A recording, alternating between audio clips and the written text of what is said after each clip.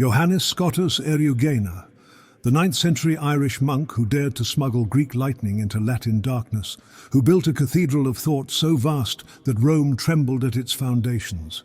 A solitary figure at the court of Charles the Bald, translating Pseudo-Dionysius while Europe slept its dogmatic sleep, crafting in his Periphyseon or De Divisione Naturae a system of reality so audacious that it took the Church 3 centuries to realize what he'd done before condemning it to flames in 1225 by Pope Honorius III. Legendary accounts tell that he died at the hands of his own students, who allegedly stabbed him to death with their styluses. Quite ironic, isn't it? The sharp instruments, meant for inscribing wisdom onto wax tablets, transformed into a criminal instrument. Whether historical fact or poetic metaphor, the image haunts us. The philosopher whose ideas cut too deep, killed by the very tools of learning, as if knowledge itself rebelled against being pushed so far beyond conventional boundaries. You come here seeking the truth about a book that dissolves the ground you stand on.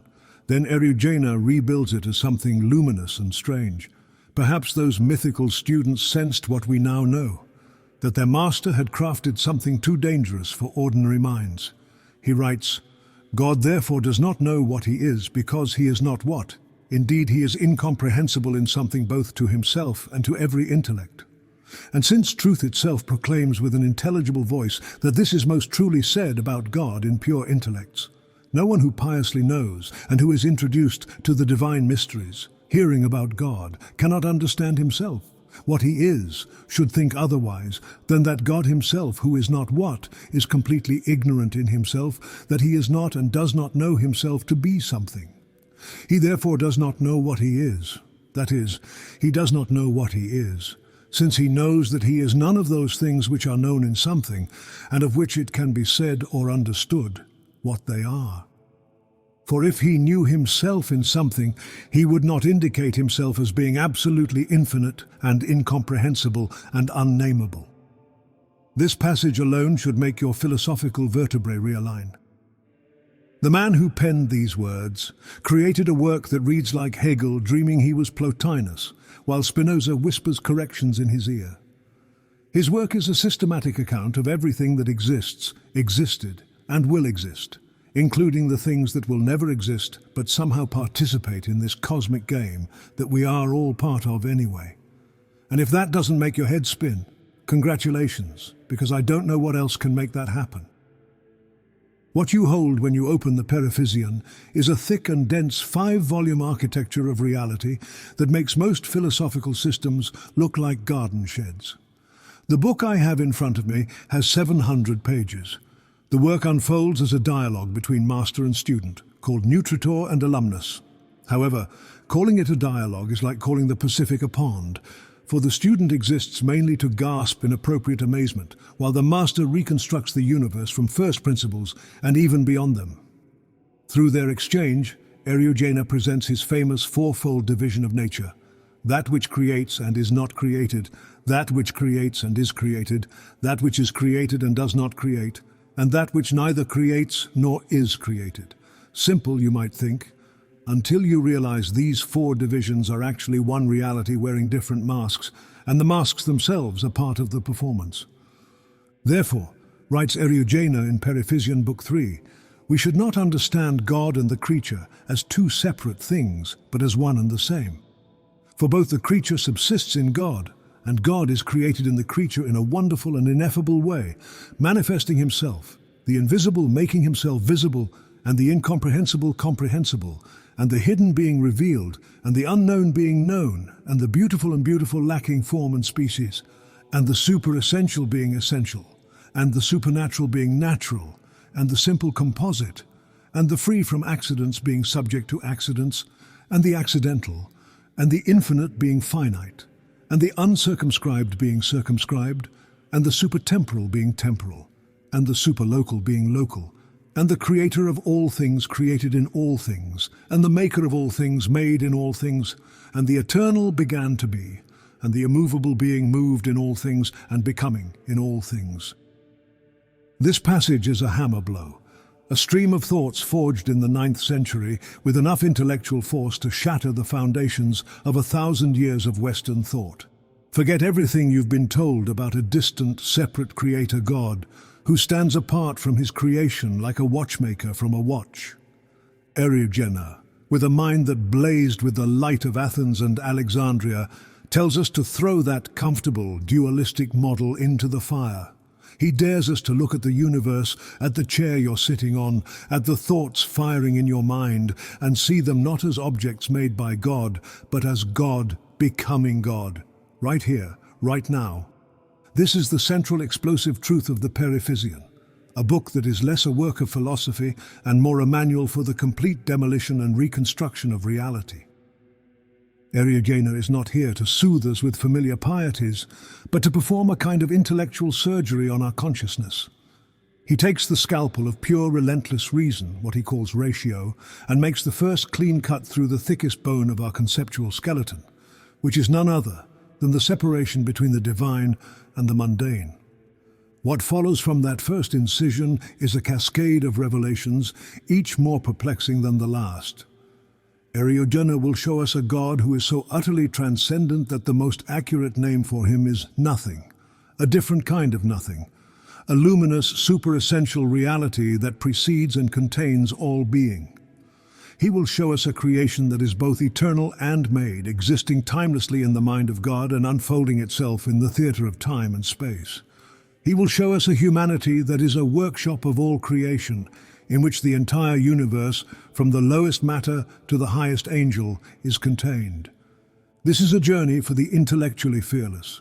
Eriugena demands that we think with him, that we follow the thread of his logic, even when it leads us into the dizzying heights of paradox and the dark, silent abyss of divine mystery. He draws on the Neoplatonic fire of Plotinus, the apophatic vertigo of Pseudo-Dionysius, the psychological depth of Augustine, and the systematic rigor of the Greek fathers, forging them all into a single, unified vision of the cosmos as a grand, circular journey. A procession, known as Exitus, from the One, and a final, all-consuming return, or Reditus, to the One. This is a book you wrestle with. It is a psychological gauntlet thrown down across the centuries. Eriugena is playing for the highest stakes, the nature of truth, the structure of consciousness, and the ultimate destiny of all things. He offers no easy comforts, only the exhilarating, terrifying, and ultimately liberating work of seeing the world as it is, a single, unified, divine event, unfolding itself through us and as us. The journey he proposes is the journey home. Why does this matter now, in our age of algorithmic thinking and spiritual exhaustion? Because we live suspended between two dead ends. A fundamentalism that shrinks God into a cosmic dictator and a materialism that denies the sacred altogether. We scroll through infinite content, searching for meaning, while the old stories crumble and the new ones haven't yet been born. Eriugena offers a third way, not the distant God of the churches, nor the absent God of the laboratories, but reality itself as divine self-revelation. Every quantum physicist who glimpses consciousness in the collapse of the wave function, every meditator who dissolves into pure awareness, and every artist who feels creation flowing through rather than from them, are all rediscovering what this Irish monk mapped 12 centuries ago. His Periphyseon is a blueprint for consciousness in crisis.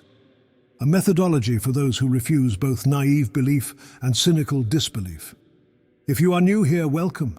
This is Irrevelato. I reveal the secrets you deserve to know. The lives and stories of luminaries and gods. The works that the status quo calls heretical and profane, but that are exactly the keys to our enlightenment. The brutal truths we need to hear to live the best versions of ourselves. The mad and obsessive interdisciplinarity that our rigid and sanitized zeitgeist often forgets even exists. If this is not your first time watching my video essays, thank you again for joining me, dear friend. Your presence here means the world to me. Special thanks to my paid Patreons and YouTube members. This project is 100% independent. No corporate sponsors and agendas, no odd products and services are promoted in the middle of the video that have nothing to do with the topics discussed on this channel. Just me, you, and an insatiable thirst for wisdom, truth, and evolution. Without you, Irrevelato wouldn't survive. If you have the willingness and means to support this channel so it can grow to new heights, consider joining me on Patreon. depending on the tier you choose. You can watch all my videos without interruption, participate in monthly questions and answers, access exclusive content, engage in personal monthly video calls, commission essays on topics that captivate you, and even receive full mentorship on the creative process behind these explorations. Direct donations on PayPal are also an option. Either way, your simple presence here is enough. My mission is to enlighten myself and others. Thus, if a single idea germinates in your mind and heart and makes your life better, I will be the happiest. Now, let's walk through Eriugena's mental garden, where we'll encounter one of the most audacious works ever written.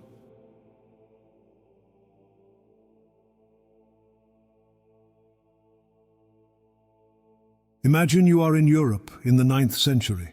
Not the Europe of grand cathedrals and universities. Those are still centuries away. This Europe is a collection of armed camps built on Roman ruins. Libraries are ashes. The aqueducts are broken teeth jutting from the earth. In monasteries, monks copy texts they barely understand, preserving words whose meaning died with the empire. Latin itself has become a kind of sacred mumbling, a liturgical fossil that fewer and fewer truly comprehend. The great philosophical traditions of Athens and Alexandria might as well exist on another planet. This is what historians politely call the Carolingian Renaissance. But let's be honest, it's more like a few candles flickering in a cavern. Yet Ireland, strange peripheral Ireland, had performed a miracle. When the continent burned, this island at the edge of the world became an ark for classical learning. Never conquered by Rome, Ireland had no Roman infrastructure to lose. Instead, its monasteries became laboratories where scholars studied, argued over, and internalized Greek and Latin manuscripts. While continental scholars struggled with basic Latin grammar, Irish monks were reading Greek, the most exotic and dangerous of languages. They called themselves peregrini, wanderers, exiles for Christ, and they carried their learning like smuggled fire across the English Channel. Enter Johannes Scottus Eriugena. Even his name is a redundancy that tells you everything. John the Scot from Ireland, because apparently being Irish wasn't Scottish enough, or being Scottish wasn't Irish enough. The confusion is fitting for a man who would spend his life dissolving boundaries. We know almost nothing about his early years. He appears from historical darkness already formed, already brilliant, and already dangerous. By 850, he's at the palace school of Charles the Bald, grandson of Charlemagne, king of the West Franks. The court of Charles the Bald was not Paris. It was not Rome either. It was a provisional assemblage of power in a world where Vikings could appear on any river, where local lords were barely contained by royal authority, and where the Pope and the Emperor played elaborate games of legitimacy, while the actual business of survival went on in fortified halls. Yet Charles had pretensions. He wanted to be a philosopher king, a new Solomon. He collected scholars like lesser kings collected swords. And in Eriugena, he found something unprecedented. A mind that could think in Greek. You have to understand what Greek meant in the 9th century. It was the language of the church fathers, yes, but also of heresies. It was the tongue of theological precision, but also of philosophical speculation that made bishops nervous. Almost no one in Western Europe could read it anymore. The few Greek texts that survived did so in dubious Latin translations, often mangled beyond recognition. The Latin West had been operating on philosophical fumes for centuries, recycling the same handful of texts, using the same comfortable interpretations. For decades, a seed of intellectual dynamite lay dormant in the heart of the Frankish kingdom. In 827, the Byzantine Emperor Michael II had sent a gift to the court of Louis the Pious, Charles the Bald's father, a manuscript of Pseudo-Dionysius, the Areopagite. These texts, supposedly written by St. Paul's own convert in Athens, but actually the work of a 5th or 6th century Syrian mystic, were a portal to a different kind of Christianity. They spoke of God as a divine darkness beyond being, of creation as a luminous procession, of a universe bound in hierarchies of light. For a Latin West starved of Greek thought, it was an alien treasure. Previous attempts at translation had been disasters, literal, clumsy, and unreadable. The mystery remained locked away. Then, around 860, the new king, Charles the Bald, the man with a philosopher's curiosity, needed a key. He turned to the one man at his court who could unlock this Greek fire, the Irishman, Eriugena. What Eriugena did with Pseudo-Dionysius was a transformation.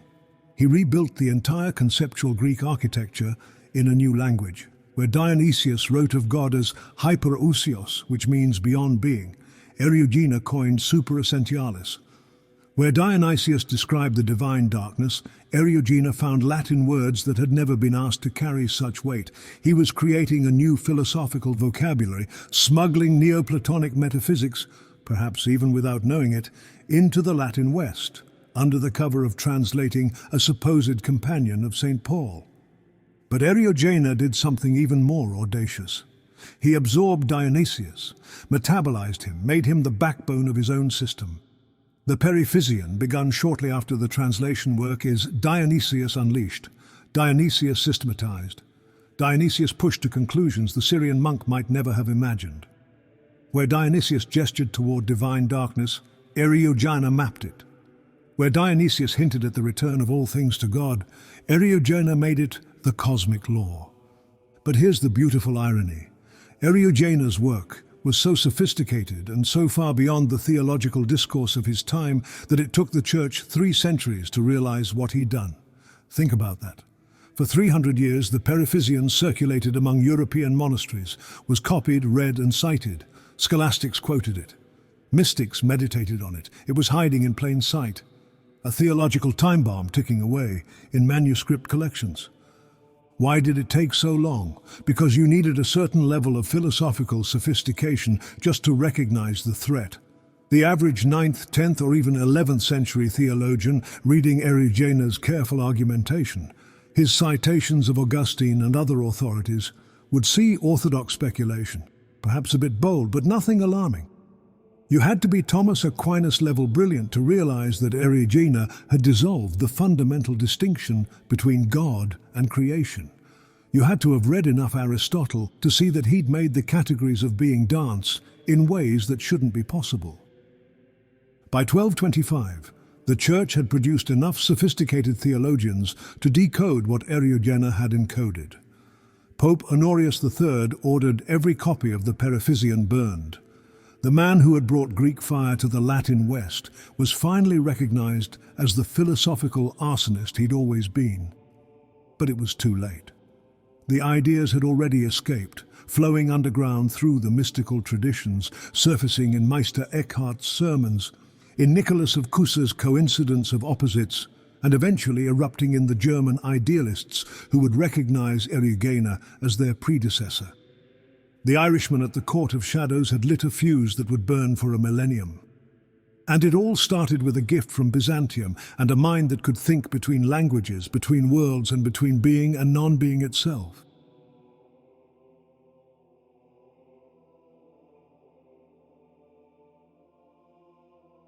The Periphyseon opens with something sharper than a physical knife, a distinction that cuts reality into 4. It seems to me, says the master to his student, that the division of nature through 4 differences receives 4 species. The first of which is into that which creates and is not created. The second into that which is created and creates. The third into that which is created and does not create. The fourth, which neither creates nor is created. And with this deceptively simple statement, Eriugena begins to carve up the universe like a master butcher who sees joints where others see only solid flesh. 4 divisions, but watch what he adds immediately. Of these, 4 pairs are opposed to each other, for the third is opposed to the first, and the fourth to the second. So we have 4 divisions, 2 pairs of opposites, and a dialectical architecture. Listen carefully to what he's doing. He's showing us one thing. Nature, capital N, everything that is and is not, from 4 angles. It's like walking around a cathedral at different times of day. Dawn, noon, twilight, midnight. Same building, but radically different revelations. This is the divisio naturae, the division of nature. And if you understand it, you understand everything. Miss it, and you're lost in Eriugena's labyrinth forever. But before we even get to the 4 divisions, Eriugena makes an even more fundamental cut. Often, as I think, and as diligently as I can investigate, the first and highest division of all things that can either be perceived by the mind or surpass its intention, into those that are and those that are not, occurs to me a general term for all of these, which in Greek is called physis, but in Latin natura. Often thinking and inquiring as diligently as my powers allow, the first and highest division of all things is into those which are and those which are not, being and non-being. But don't think this is simple. Eriugena will show us that the highest reality belongs to the category of non-being. The first division, nature that creates and is not created. This is God as source, as pure origin, not the bearded grandfather of popular imagination, but something more terrifying and more beautiful. An infinite fountain of reality that itself has no source.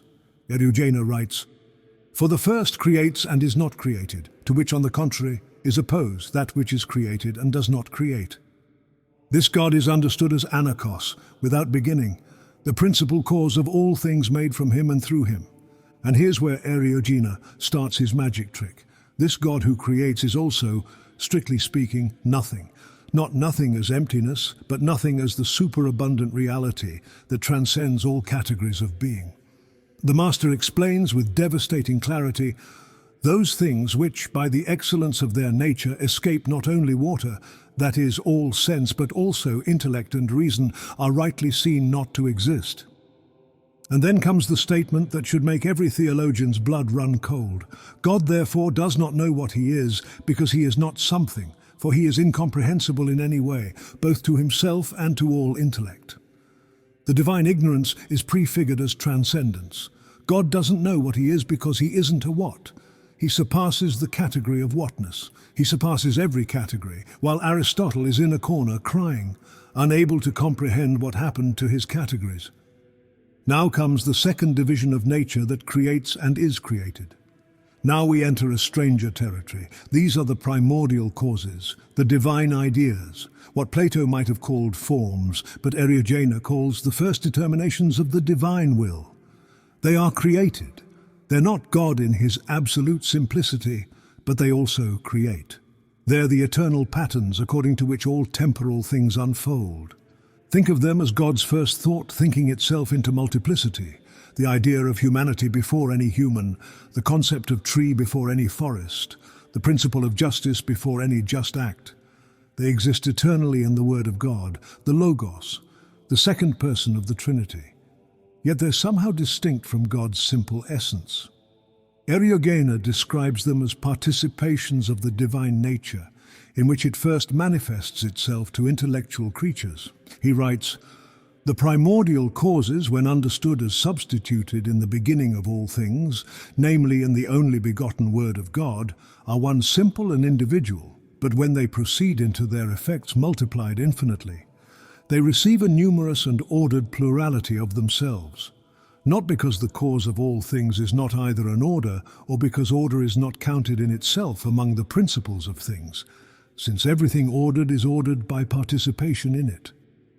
In the Word, all ideas are one thing, but like the rays of a wheel emerging from its center, they are the source of multiplicity. The primordial causes are simultaneously one in God, and many in their effects, unity dispersing itself without losing its essential oneness. This is where orthodox theologians start to sweat. Are these primordial causes separate from God? Then we have multiplicity in the divine nature. Are they identical to God? Then God himself is somehow created. Eriugena's answer is both and neither. Stop thinking in binary. The primordial causes are God beginning to be not God, the first gesture of the infinite toward finitude. Now the third division, nature that is created and does not create. Finally solid ground, or so it seems. This is the world we know. The universe of physics and chemistry, dogs and cats, stars and mud, these things are created. And they don't create anything in the fundamental sense. They reproduce, yes. They cause effects, certainly. But they don't bring new ontological realities into being. A tree produces another tree, not the idea of tree. But even here, Eriugena won't let us rest in comfortable materialism. This visible, tangible world is not separate from God like a pot is separate from the potter. It is God, manifested at the furthest remove from his simple nature. It is the primordial causes, clothed in space and time. It is divinity contracted into specificity. That rock is God as rock. That cloud is God as cloud. Not pantheism exactly. God isn't reduced to the sum of material things. More like panentheism. Everything in God, God in everything, yet God transcending everything. The fourth and apparently last division is nature, that neither creates nor is created. Here's the twist ending. This fourth division is God again, but now as a destination rather than a source. It is God as the final rest of all things, God as the Sabbath of creation, quarta que nec creat nec creatur. The fourth, which neither creates nor is created. The same God who was pure creative potential in the first division is now pure receptive completion. The circle closes. The end was present in the beginning. The Alpha shakes hands with the Omega. But Eriugena has one more card to play. This fourth division is eternal. The return to God isn't something that will happen, but rather something that is always happening. Creation and return, exitus and reditus, are not sequential events, but simultaneous movements. Reality is not a line, but a circle, not a journey, but a dance, not a story, but a single eternal syllable that contains all stories. This brings Eriugena to a critical paradox. He defined God as both the first division, the absolute source, and the fourth, the final end. For a philosophy that insists on the perfect, indivisible unity of God, this immediately creates a problem. Is God divided against himself? How can one simple nature be two different things? Eriugena anticipates this objection and dismantles it before it can even take root. He writes, "And indeed the first and fourth forms are predicated of God alone, not because his nature, which is simple and more than simple, is divided, but because it accepts the mode of a double theory. For while I consider that he is the principle and cause of all things, a true reason occurs to me which confidently suggests that the divine essence, or substance, goodness, power, wisdom, and the rest, which are predicated of God, are not created by anyone, because nothing precedes the divine nature, but all things that are and that are not are created by him, and through him, and in him, and for him." This is a stunning philosophical move. The division, he claims, is not in God, but in our double theory, our twofold way of contemplating him. To make this point undeniable, he also explains the precise mechanism by which our minds create and then resolve this illusion. The student in the dialogue asks for clarification, prompting the master to deliver the core of his epistemology. He clarifies that, of the four aforementioned forms, two, namely the first and fourth, are indeed gathered into the Creator, and two, I mean the second and third, into the creature. I see clearly and I greatly admire the subtlety of things, for the two aforementioned forms are not discerned in God, but in our contemplation, and they are not forms of God, but of our reason, because of the double consideration of the beginning and the end. Nor are they reduced to one form in God, but in our theory, which, while considering the beginning and the end, creates two certain forms of contemplation in itself, which it seems to reduce again into one form of theory, when it begins to treat of the simple unity of the divine nature. Now the full pattern is revealed. The four divisions are a map of a unified one. The first and fourth divisions, God as Alpha and Omega, are the single, unseen thread at the beginning and end of a great cosmic masterpiece. The second and third divisions, the eternal causes and the temporal world, are the warp and weft that create the visible pattern. They are not two separate things, but two inseparable motions that cause reality. The primordial causes are the timeless design. Creation is that design made manifest. But in the end, all four divisions are just different ways of describing a single, indivisible act of divine self-revelation. A unified process of procession and return that is happening everywhere at all times. This is why the master tells the student, "Erit enim Deus omnia in omnibus," for God will be all in all. Because Eriugena has seen through the comfortable dualism that keeps God safely distant and irrelevant. He's recognized that if God is truly infinite, there can be no outside God. Creation must be God's own self-manifestation, and God's way of knowing himself through infinite differentiation. The medieval mind that could hold this thought without breaking was rare. Most readers of the Periphyseon probably focused on the safer passages, the ones that seem to affirm traditional doctrine. But make no mistake, Eriugena, has just demolished the entire architecture of conventional theology and rebuilt it as something unrecognizable. He's taken the personal God of Abraham and revealed him as the impersonal, superpersonal principle of reality. He's taken the creation story of Genesis and reread it as an eternal metaphysical process happening right now in your consciousness. As Eriugena puts it with stunning force, ipsa itaque primordialis omnium discretiva differentia certos suae interpretationis modos inquirit. The very primordial discriminative difference of all things seeks certain methods of its interpretation. The division itself demands that we think differently, that we abandon our comfortable categories and enter into a new mode of understanding where opposites coincide, where being and non-being dance together, where God's ignorance is the highest knowledge. The Fourfold Division of Nature is a methodology for seeing through the illusion of separation. Master it, and you realize you're not reading about God. You're reading God reading himself through you. This is what those students with their styluses perhaps glimpsed before they struck. Their teacher dissolved their reality and reconstituted it as something magnificent and terrifying. A universe where every particle is a theophany, every thought a divine name, and every ending a beginning. The division of nature is complete. The division of nature never happened. Welcome to Eriugena's paradox.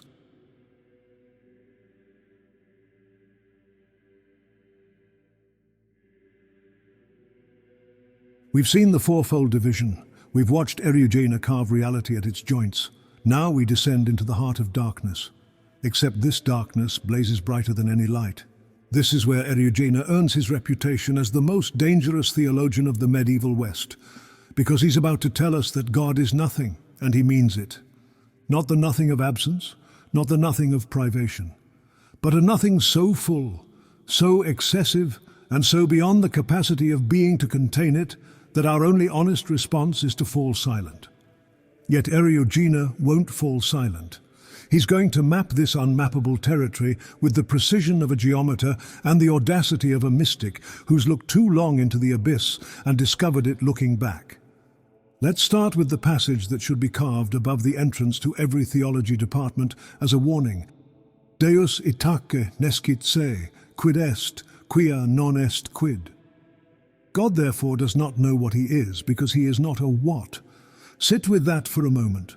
The omniscient God, the God who numbers every hair on your head and knows every sparrow that falls, doesn't know what he is.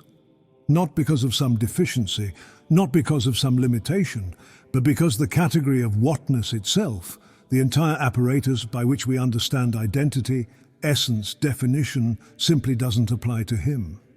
Eriugena pushes further. Incomprehensibilis cipe in aliquo sibi ipsi et omni intellectui. Indeed, he is incomprehensible in some way, both to himself and to all intellect. This is an ontological revolution. God's self-ignorance is the highest form of self-knowledge, to know oneself as beyond all categories of knowing, to be so perfectly simple that even self-reflection would introduce a duality that doesn't exist.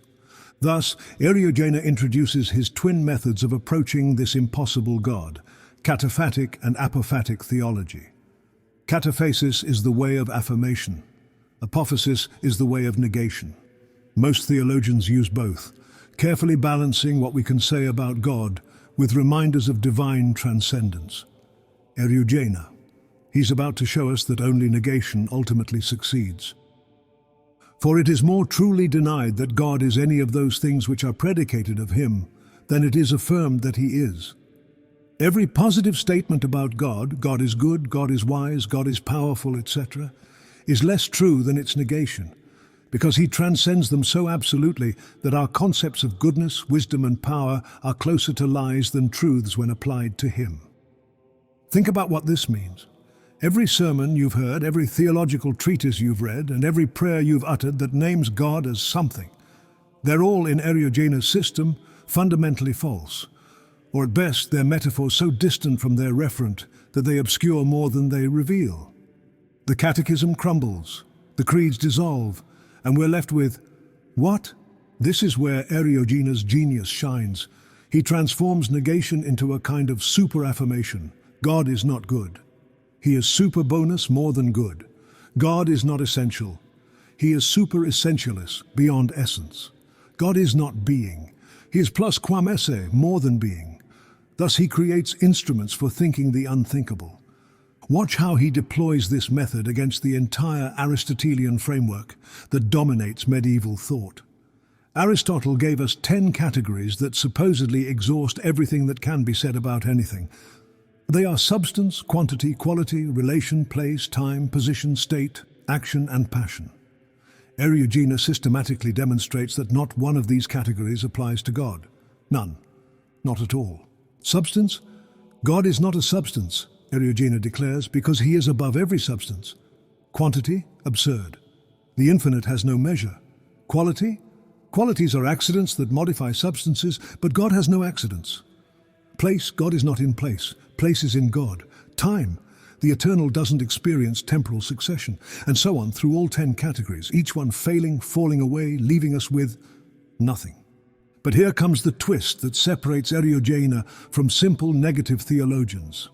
This nothing is not the end point, but the beginning. Augustine wrote, "Ex nihilo facta sunt omnia." All things are made from nothing. The Church Fathers understood this to mean God created from no pre-existing material.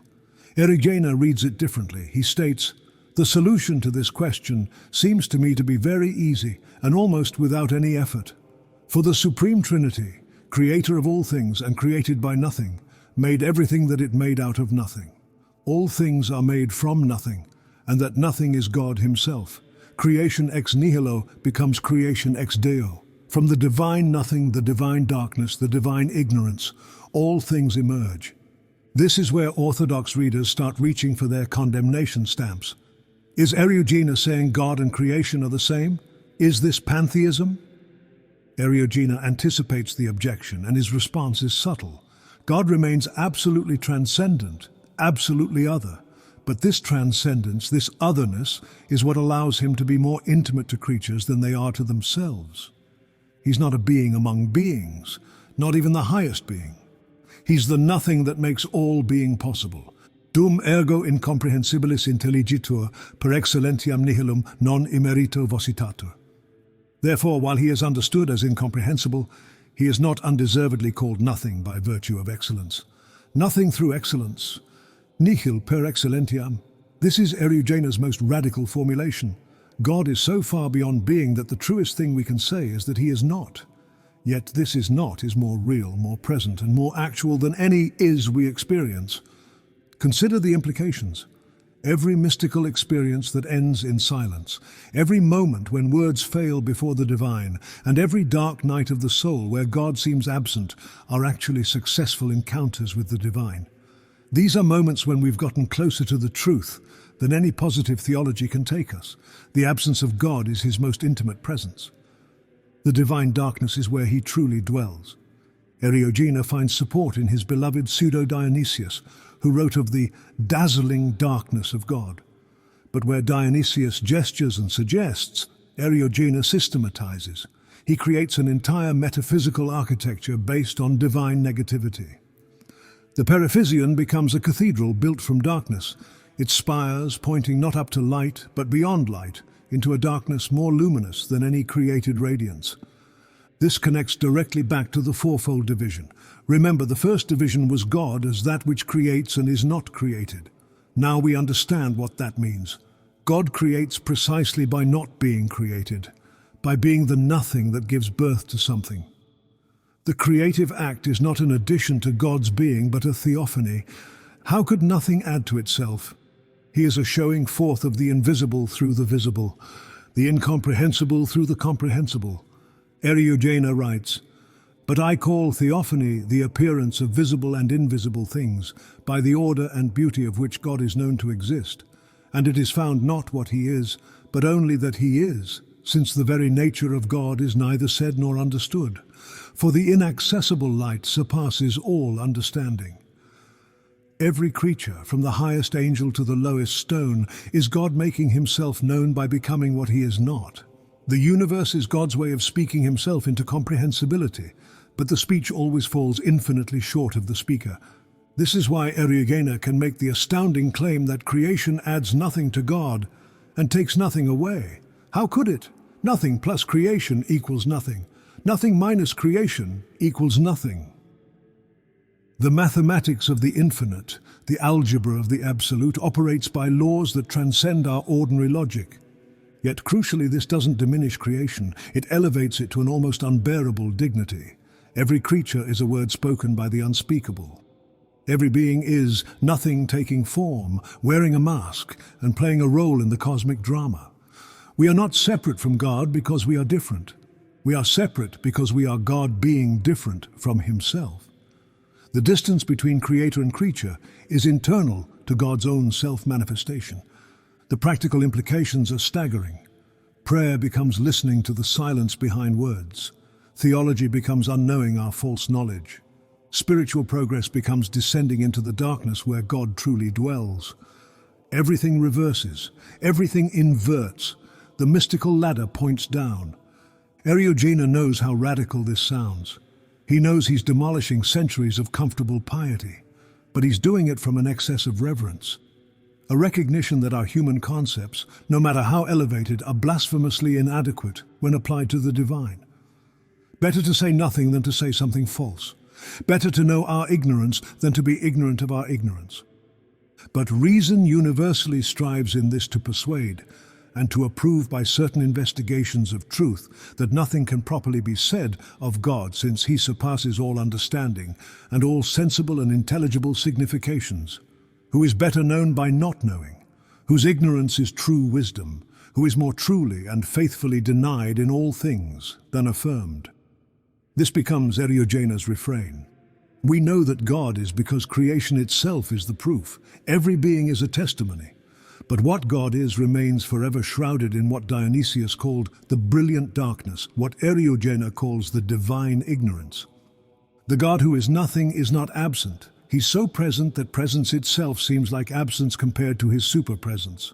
The God who doesn't know what He is isn't ignorant. He's so knowing that knowledge itself seems like ignorance compared to His super-knowledge. Every negation opens into an affirmation too vast for language to hold. This is negative theology, pushed to its absolute limit and then beyond.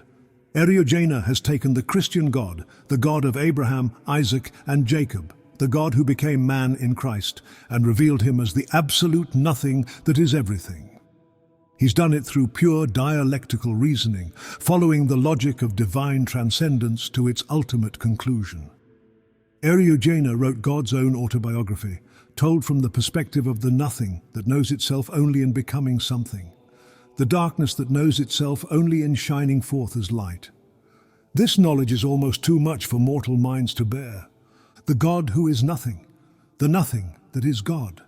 Welcome to the divine darkness that makes all light possible.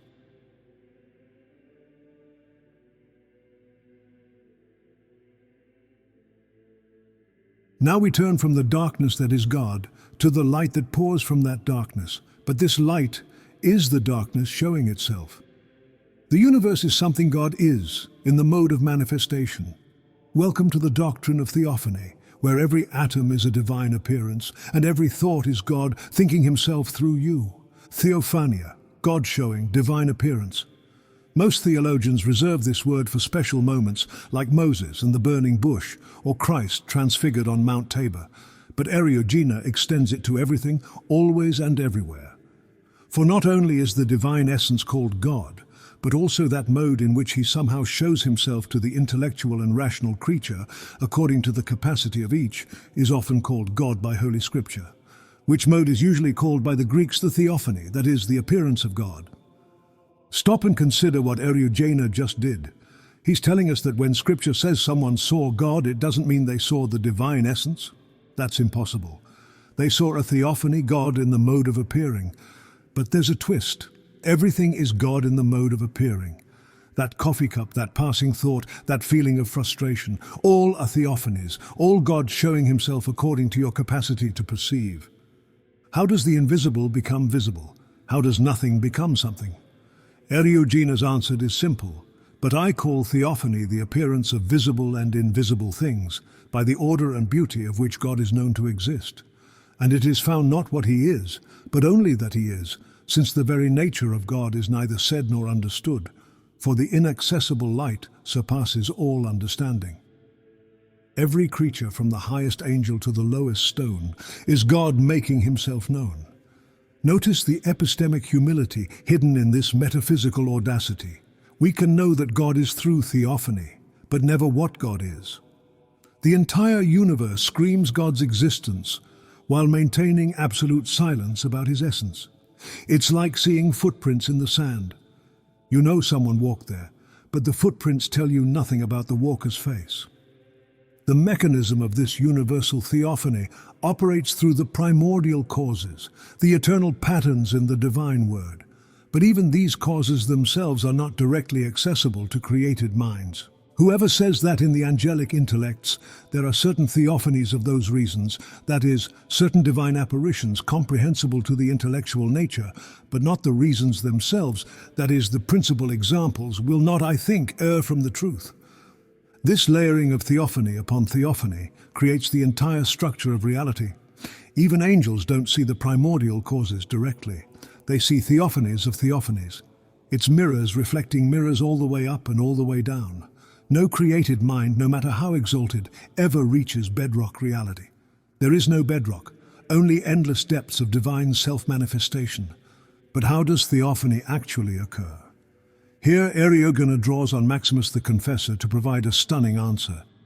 Theophany is produced from no other source than God, but is produced by the condescension of the divine word. That is, the only begotten Son, who is the wisdom of the Father, as it were, downwards to human nature, created and purified by himself, and by the exaltation of human nature upwards to the aforesaid word through divine love.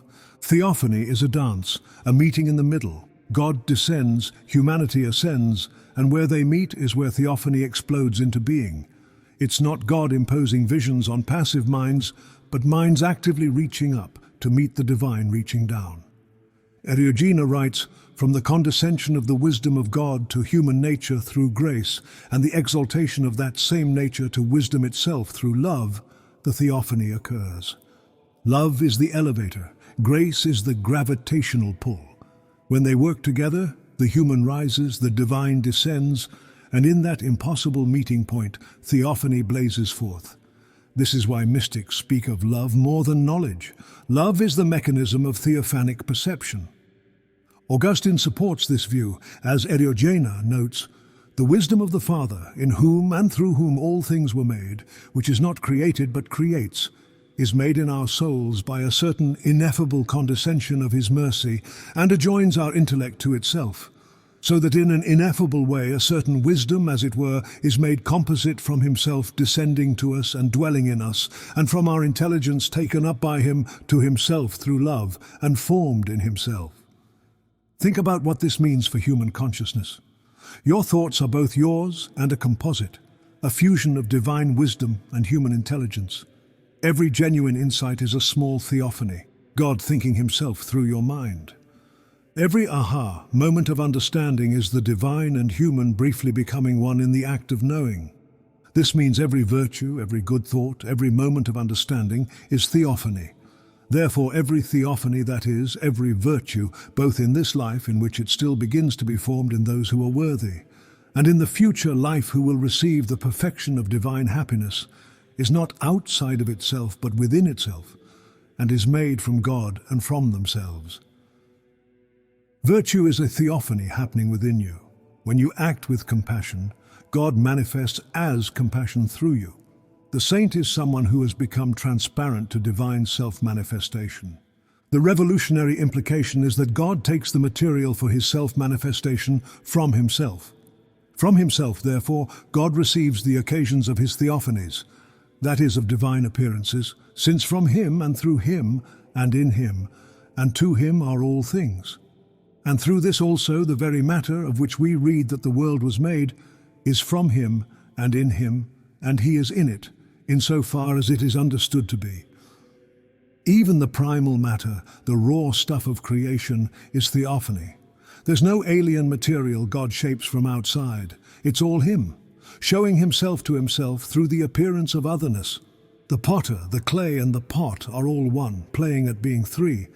This leads to one of Eriugena's most spectacular insights about the relationship between divine transcendence and manifestation. While it is understood as incomprehensible, it is not undeservedly called nothing by excellence. But truly, beginning to appear in its theophanies, it is said to proceed as if from nothing into something, and what is properly considered above every essence is properly also known in every essence, and therefore every visible and invisible creature can be called a theophany, that is, a divine appearance. The nothing becomes something not by changing but by appearing. It's like a perfectly transparent glass becoming visible when light strikes it at the right angle. The glass doesn't change but reveals what was always there. Creation is God's transparency, becoming visible through the light of manifestation. The hierarchy of creation itself is a hierarchy of theophany. For every order of natures, from the highest to the lowest, that is, from the heavenly essences to the extremities of this world's visible bodies, seems to approach the divine brightness in proportion as it is understood more secretly. Accordingly, in the theology of the heavenly powers, the inaccessible brightness is often called darkness. And no wonder, since even the highest wisdom itself to which they approach is most often signified by the word darkness. Hear the psalmist, "For as is its darkness, so is its light," as if he were saying openly, so great is the splendor of divine goodness, that it is not undeservedly turned into darkness by those who wish to contemplate it, but are unable to. For as the apostle says, he alone possesses inaccessible light. But insofar as the order of things descends further downward, insofar as it opens itself more clearly to the gaze of those who contemplate it. And for this reason the forms and species of sensible things receive the name of most manifest theophanies. Here's the paradox.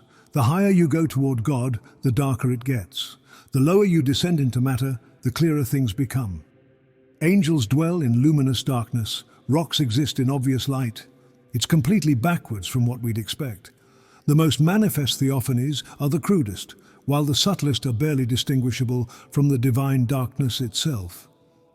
Here Eriugena provides a breathtaking description of creation as divine self-revelation.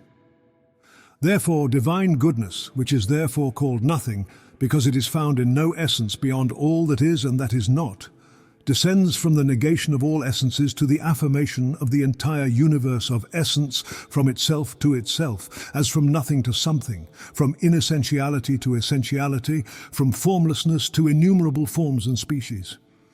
This is creation as divine self-exploration. God doesn't create to gain something but to know himself through infinite self-differentiation. Every species, every individual, and every moment is God spelling out his own name in a language he's inventing as he speaks. The biblical "let there be light" takes on cosmic significance in this framework. Let there be light, says God, that is, let the primordial causes proceed from the incomprehensible secrets of their nature into comprehensible forms and species, and manifest themselves to the intellects of those who contemplate them. And there was light, namely by God's will and command, the darkness of the primordial causes proceeded into open forms and species. And God divided the light from the darkness, that is, he separated the knowledge of the effects from the darkness of their principal causes. Light here doesn't stand for photons. Light is comprehensibility. When God says, "Let there be light," he's actually saying, "Let the incomprehensible become comprehensible." Every dawn is this first dawn. Every moment of understanding is this first light breaking through primordial darkness. But not all beings perceive theophany equally. There's a hierarchy of contemplation. Neither intellectual nor rational natures will contemplate truth in the same way. But to each of them, according to their own analogy, the height of theory is distributed and defined. It's like a cosmic radio with infinite stations broadcasting simultaneously. Each being is tuned to different frequencies. An angel picks up stations you can't even imagine. A dog hears frequencies you miss. A rock resonates with the deepest bass notes of being. Everyone's receiving the same infinite broadcast, but hearing different music. Even human knowledge operates through theophany. The human intellect, made in God's image, mirrors the divine unknowability. For just as the cause of all things cannot be found by itself, nor by anyone, what it is, but in its theophanies it is known in a certain way. So the intellect, which always revolves around it and is created in its image exactly like it, cannot be understood by itself nor by anyone what it is. but in the reason which is born of it, it begins to appear. Your own mind is as unknowable to you as God is. You know your thoughts, but not the thinker. You see the products of intellect, but never intellect itself. You are a mystery to yourself, a theophany you're constantly manifesting, but never comprehending. The Delphic, know thyself, becomes an infinite project because the self, like God, is known only through its manifestations. The search for God is endless yet successful through theophany. He always seeks and in a wonderful way finds what he seeks and does not find because he cannot find. But he finds through theophanies, but through the contemplation of the divine nature he does not find by itself. But by theophanies I mean the species of visible and invisible things, by the order and beauty of which God is known to be, and it is found not what he is, but only that he is, since the very nature of God is neither said nor understood.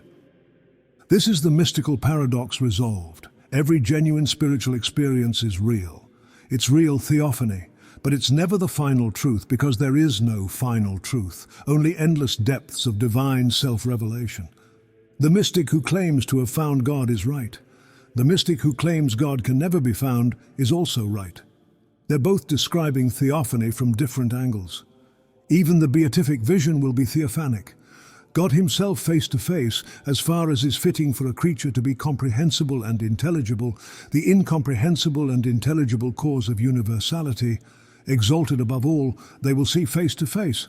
That is the theophany closest to him, as the apostle says, now we see through a glass and in a mystery, but then face to face, calling the face a certain apparition comprehensible to the human intellect of the divine power, which is seen by no creature through itself. There's no graduation from theophany to direct vision. Even in paradise, even in the highest heaven, God remains invisible in himself. The blessed see clearer, brighter, more intimate theophanies, but always theophanies. The veil gets thinner but never disappears because the veil is the condition of seeing. Paradise itself is structured as grades of theophany. In the paradise of human nature, therefore, each one will possess his own place according to the proportion of his conduct in this life. Some outwardly, as in the outermost porches, others inwardly, as in the nearer courts of divine contemplation, others in the most spacious temples of divine mysteries, others in the innermost theophanies above all nature in and with him, who is superessential and supernatural. Heaven thus is a quality of theophanic vision, hell is theophanic blindness. The same God appears everywhere, but how you've lived determines how clearly you can see. Your moral choices are actually choices about your capacity for theophanic perception. Even the second coming is theophanic. The clouds of heaven with which the Son of Man will come, I would say, are none other than the heavenly substances themselves, which always revolve around Christ by virtue of contemplation. Since they do not see the incomprehensible and invisible to all intellect, the supreme and holy Trinity, which surpasses all intellect not by itself, but in theophanies that are comprehensible and connatural to them. Therefore they are called the clouds of heaven. Those apocalyptic clouds, they're angels, and the angels themselves are theophanies. And Christ coming in clouds means God manifesting through cascading levels of theophany. A theophany becoming so intense that even the blind must see. This is the universe as theophany, a singular divine act of self-manifestation, infinitely refracted through the prism of creation.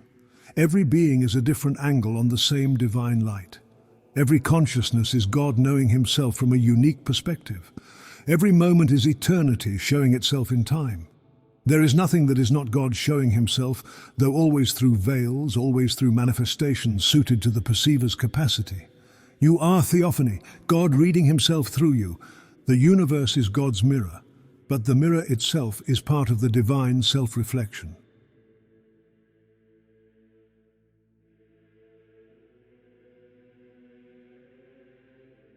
We've seen God as nothing, reality as a fourfold division, and the universe as a theophany. Now we arrive at the most audacious claim of all. Humanity is the workshop where all of creation is forged. Every creature that exists, from the lowest worm to the highest angel, was created in human nature. You are creation, concentrated into a single point of infinite density. And how brilliant that is, right? Eriugena declares, in one of the most beautiful passages in the Periphyseon, that he, God, made every creature, visible and invisible, in man, since the universe of created nature is understood to be in him. For although it is still unknown what the first condition of man was, after the transgression of the defect of the heavenly light, yet there is nothing naturally in the heavenly essences that does not essentially subsist in man. For there is intellect and reason. There is a naturally innate reason for having a heavenly and angelic body, which after the resurrection will appear more clearly in the light, both in the good and in the bad. For this will be common to all human nature, to rise again in eternal, incorruptible, and spiritual bodies. The animal body is sown, he says, and the spiritual body will rise. This whole sensible world was created in him, for there is no part of it, whether corporeal or incorporeal, that does not subsist, feel, live and be incorporated in man. Do not consider the corporeal masses in man. Consider natural power rather, especially when you see in the human body itself the pupil of the eye, which although it is the smallest of all the members in quantity, subsists with the greatest power. Therefore, if God did not create man in the genus of animals, or certainly if he did not substitute the entire nature of all animals in man, how would the entire visible and invisible creation be included in him? And through this, we can reasonably say, for this reason, God wanted to substitute man in the genus of animals, since he wanted to create every creature in him. Here, Eriugena establishes humanity as the microcosm, the place where the entire universe is gathered together and finds its meaning. He urges us to look past the physical body to the immense natural power of human consciousness. Just as the tiny pupil of the eye possesses the power to perceive the vastness of the visual world, human nature possesses the capacity to contain the whole of reality. We are the central organizing principle of creation, the point where all things converge. Thus, if God is truly infinite, and if creation is truly theophany, then there must be a point where all theophanies converge, a consciousness that contains all consciousness, a nature that encompasses all natures, that point, that consciousness, that nature is human. But how can this be? How can humanity, which appears so late in the Genesis narrative, which seems so small on the cosmic scale, contain everything? Ereugena's answer will change how you see both humanity and temporality. No creature, visible or invisible, precedes the condition of man, not in place, not in time, not in dignity, not in origin, not in eternity, and simply in no way of procession. But it precedes those things which were created with it, in it, and below it, in knowledge and dignity, but not in place or time. But it is co-created with those with whom it is equal in dignity of nature, namely the heavenly essences. For it is a partaker of both the heavenly essence and the intellectual. For it is written of the angelic and human essence and nature, who made the heavens in the intellect, as if it were expressly said, who made the intellectual heavens. Wherefore it is not easy to understand, if man is substantially co-created with angelic essences, how all things visible and invisible were created in him. For it does not seem to agree with reason that he should have the principle of his condition together with the heavenly powers, and that they should be created in him. Eriugena solves the puzzle of humanity's late appearance by removing time from the equation of creation. Humanity was created simultaneously with the highest angels outside the timeline of the physical world. Our precedence over other creatures is one of dignity and knowledge, a logical priority, placing us at the top of a conceptual hierarchy. The Genesis story of 6 days is a narrative accommodation for our time-bound minds. The true creation was a single, timeless act in which humanity was the centerpiece. Stop. Process that. The entire 6 days of creation. They happened in human nature. The separation of light and darkness. That's the human mind distinguishing knowledge from ignorance. The firmament dividing waters from waters. That's human reason separating sensible from intelligible. Every act of creation described in Genesis actually describes the internal architecture of human consciousness. This brings us to Eriugena's revolutionary anthropology. Humans aren't just rational animals who happen to develop consciousness. As he writes, "Do you see then man in all animals and all things in man and man above all things? And if anyone examines more intently the wonderful and utterly ineffable condition of nature itself, he will clearly find that the same man is both a certain form in the genus of animals and subsists above every animal form, and through this receives both affirmation and negation and can rightly be predicated of him. Man is an animal, man is not an animal. For while in him the body and nutritive life, and the senses and the memory of sensible things and every irrational appetite such as madness and cupidity are considered, he is altogether an animal. For all these are common to him with other animals, but in the higher part of himself, in which reason consists and the intellect and the interior sense, with all his rational movements, which they call virtues, and with the memory of eternal and divine things, he is altogether not an animal. This is the paradox of human existence. We are the connecting point between two worlds. The statement, man is an animal, man is not an animal, affirms our dual citizenship. Through our body, senses and appetites, we participate fully in the animal kingdom. Yet through our intellect and reason, the higher part, we transcend that kingdom and participate in the life of the angels. We contain the lower world while belonging to the higher one. We are intellectual essences who contain animality, not animals who acquired intellect. The difference is ontological. You're not an upgraded ape. You're a divine idea that includes apeness as one of its modes. Here, Eriugena introduces his doctrine of the twofold contemplation of man, and that nature indeed which man shares with animals is called flesh, but that which is a partaker of the heavenly essence, mind or soul or intellect. Hear the apostle. With the mind, he says, I serve the law of God, but with the flesh the law of sin. And innumerable sentences of divine scripture approve this very thing. What wonder, then, if the twofold condition of man is understood, since he himself is in a way twofold. And that which is similar to animals is created with animals, but that which is spiritual per se and absolutely with spiritual things.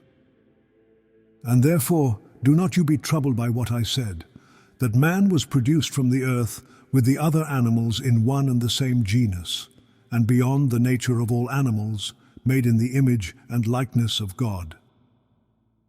This idea clarifies how man can be both animal and angel. It posits two ways of understanding human nature. Contemplated as part of the physical world, we are created with animals and share their fleshly nature. Contemplated in our spiritual essence, we are created with spiritual things, sharing in the intellectual nature of the heavens. This is a distinction in perspective that explains our composite reality. This leads to his view of the fall's purpose, which he sees not as mere punishment, but as a merciful lesson. For, as reason teaches us, this world would not have broken out into various sensible species and diverse multiplicities of its parts, if God had not foreseen the fall and destruction of the first man, who abandoned the unity of his nature, so that at least after his fall from spiritual to corporeal, from eternal to temporal, from incorruptible to perishable, from the highest to the lowest, from spiritual man to animal, from simple nature to the division of the sexes, from angelic dignity and multiplication to the contemptible and corruptible cattle generation, according to the body, he would have recognized his miserable destruction, warned by such punishment, and would have sought to return to his former state of dignity by repenting, laying aside his pride, and fulfilling the divine laws which he had transgressed. For it is not to be believed that the most divine clemency of the Creator thrusts sinful man back into this world as if moved by some indignation or by some desire for revenge. For true reason indicates that divine goodness is devoid of these accidents, but in a certain way of ineffable doctrine and incomprehensible mercy, so that man, who had not wanted to preserve himself in the dignity of his nature by the free will of his own free will, would seek the grace of his Creator, instructed by his punishments, and through it, obeying the divine precepts which he had previously neglected through pride, would return to his former state, cautious and provident, humble and mindful of his former negligence and proud fall, from which, protected again by grace and the free will of his own free will, he would not fall, nor would he wish to fall, nor could he. The very structure of our diverse, challenging, and often painful world is, for Eriugena, a form of divine pedagogy. The fall into a physical, mortal existence serves as a cosmic wake-up call. By experiencing the consequences of turning away from spiritual unity, such as division, struggle, and decay, humanity is mercifully instructed. This harsh reality becomes a classroom designed to teach us humility and inspire a longing to return to our true unified nature through grace. This anthropology forces a complete rereading of Genesis. Paradise is no longer a place, but the very essence of humanity. Human nature, made in the image of God, is signified by the word paradise in a figurative manner by divine scripture. For the true planting of God is nature itself, which he created in his own image and likeness. That is, in an image completely similar to himself, apart from the nature of the subject, as was foretold in Eden. That is, in the delights of eternal happiness and the bliss of divine likeness, greater and better than all the sensible world, not in bulk, but in the dignity of nature. Here, the entire biblical narrative is internalized. Humans are paradise. Our original nature, created in God's image, is the true Eden, a state of eternal happiness and divine likeness. The story of being in a garden is a metaphor for the state of being our own true, blissful nature. Expulsion from the garden is therefore a state of self-alienation, of forgetting what we are. The tree of life. Christ is the tree of life. As Eriugena wrote, "And it seems to me that the great David and the wise Solomon, the master of this law, undertook the exposition of this law. For both understand the food granted to be one grace, the good itself, which truly is, which is also all good. David indeed saying to delight in the Lord, but Solomon calling the food itself, which is the Lord, the tree of life." The tree of knowledge, that's the fatal capacity to distinguish good from evil, to see duality where there is unity, to choose separation over communion. The creation of Eve from Adam is reinterpreted as a shift in consciousness, which Eriugena explains through the symbolism of Adam's sleep. For that sleep seems to have been both the cause of sin and after sin, and, to be more precise, permitted. For the scripture is wont to say, in a certain way of speaking, that God does what he allows to be done. That sleep, therefore, was the mind's intention, with which it should have always and inflexibly contemplated its Creator, a reflection on the pleasures of material things and a desire for carnal intercourse, as Blessed Ambrose explains. This passage transforms a biological event into a psychological one. The sleep is the intellect turning away from its proper object, God, towards the lesser reality of material things. It's a lapse in contemplative focus. This mental shift from unity to multiplicity, from spirit to sense, is what causes the division of the unified human nature into the duality of male and female. When consciousness falls asleep to its spiritual nature and dreams of material pleasures, that's when unity splits into duality. Male and female are thus modes of consciousness. The masculine is intellect reaching toward God. The feminine is sensation turning toward matter, and every human contains both. This sexual division is temporary, a consequence of the fall. As Eriugena writes, "And if man had not sinned, he would not have suffered the division of his simplicity into the twin sexes, which division is entirely devoid of the image and likeness of the divine nature, and would in no way exist if man had not sinned, just as it will in no way exist after the restoration of nature to its former state, which will be manifested after the Catholic resurrection of all men." The division into male and female, which seems so fundamental to our biological reality, is, for Eriugena, a temporary and accidental feature of the fallen state. It is a symbol of the soul's inner division. The promise of the resurrection is a return to unity, a restoration of the original, integrated, androgynous human nature, where this division is healed and overcome. But if humans contain all creation, what does this mean for our understanding of consciousness?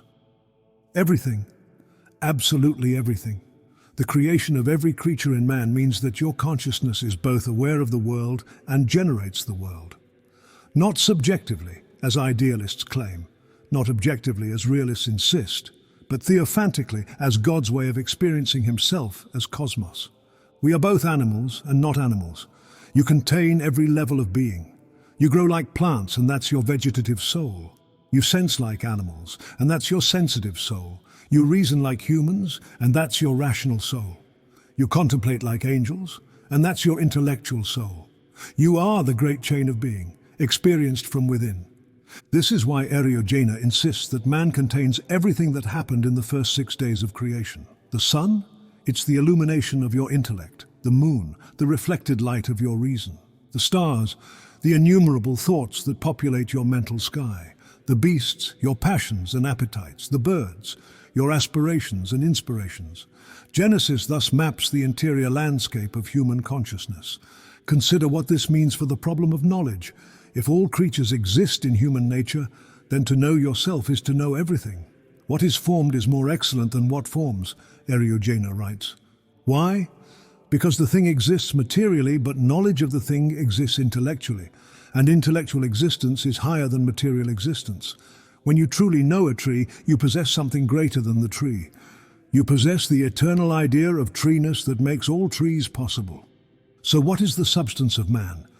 Eriugena writes, in one way, human substance is perceived in intellectual causes by condition, in another way by generation in effects. They're indeed free from all mutability, here subject to mutability. There, simple and absolute from all accidents, it escapes all contemplation and understanding. Here it receives a certain composition from quantities and qualities, and the rest which are understood about it, through which it receives the mental intuition. Therefore, one and the same is called as if double, because of the double contemplation of itself, yet everywhere it preserves its incomprehensibility, I say in causes and in effects, that is, whether naked in its simplicity or clothed with accidents. For in all these it succumbs to no created intellect or sense, nor is it understood by itself what it is. Human substance is a dynamic paradox. In our eternal cause, our idea in God's mind, we are simple, unchanging, and ultimately unknowable. In our worldly effect, our life in time, we are complex, changing, and clothed in accidents. We are one substance viewed from two perspectives, yet even in this dual manifestation, our true essence remains a mystery, incomprehensible even to ourselves. We are a finite expression of an infinite and unknowable idea. Your true substance is your concept of yourself, which is God's concept of you, which is God's concept of himself as you. You are a divine idea thinking itself into existence, and in thinking yourself you think all things. Remember that Eriugena believes that humans and angels were created at the same time. Neither is it rightly believed and understood that the angel precedes man by any law of condition, by any way of procession. Angels are the intellectual aspect of human nature that remains in contemplation. Humans are of the same nature that descended into sensation. The difference between humans and angels isn't essential, but accidental. It's what happens when the same intellectual nature takes different paths. This means human nature, properly understood, equals or exceeds angelic nature. If man had not sinned, he would be equal to the angels in all things. The distance between human and angel is chosen. Every human has angelic potential. Every angel has human actuality. They're two modes of the same divine image. The implications cascade endlessly. If every creature exists in human nature, then human salvation means universal salvation. For to be and to live and to be eternally will be common to all, both good and bad. Not some humans, not most humans. All human nature, because human nature is singular. There's only one human, appearing as many, experiencing itself as billions, but ultimately one. And when that one returns to God, everything returns. What happens to all the creatures contained in human nature? They don't cease to exist. They return to what they always were, modes of human consciousness, ways that humanity experiences itself, facets of the single jewel of human nature, refracting divine light. This completely changes the way we understand death and resurrection. Death isn't the separation of soul from body, but the transformation of the body from one mode to another. The resurrection is recognizing that you never lost your spiritual body. You only misperceived it. Eriugena quotes St. Gregory to explain the soul's relationship to the body and to space itself. In a certain part of what is in us, the mind is not comprehended, but is equally in all and through all things, neither extrinsically comprehending nor intrinsically comprehended. For these are properly said to be in vessels, in vats, or in some other bodies placed one upon another. But the intellectual society itself has an ineffable and intelligible contact with the corporeal. neither existing within, for it is not held in an incorporeal body, nor outside comprehended, for the incorporeal is not encompassed, but according to a certain super-rational and incomprehensible manner, the mind approaches nature, and is considered co-adapted in it and around it, neither placed within nor encompassed. Thus the mind or soul is not enclosed within or without anything.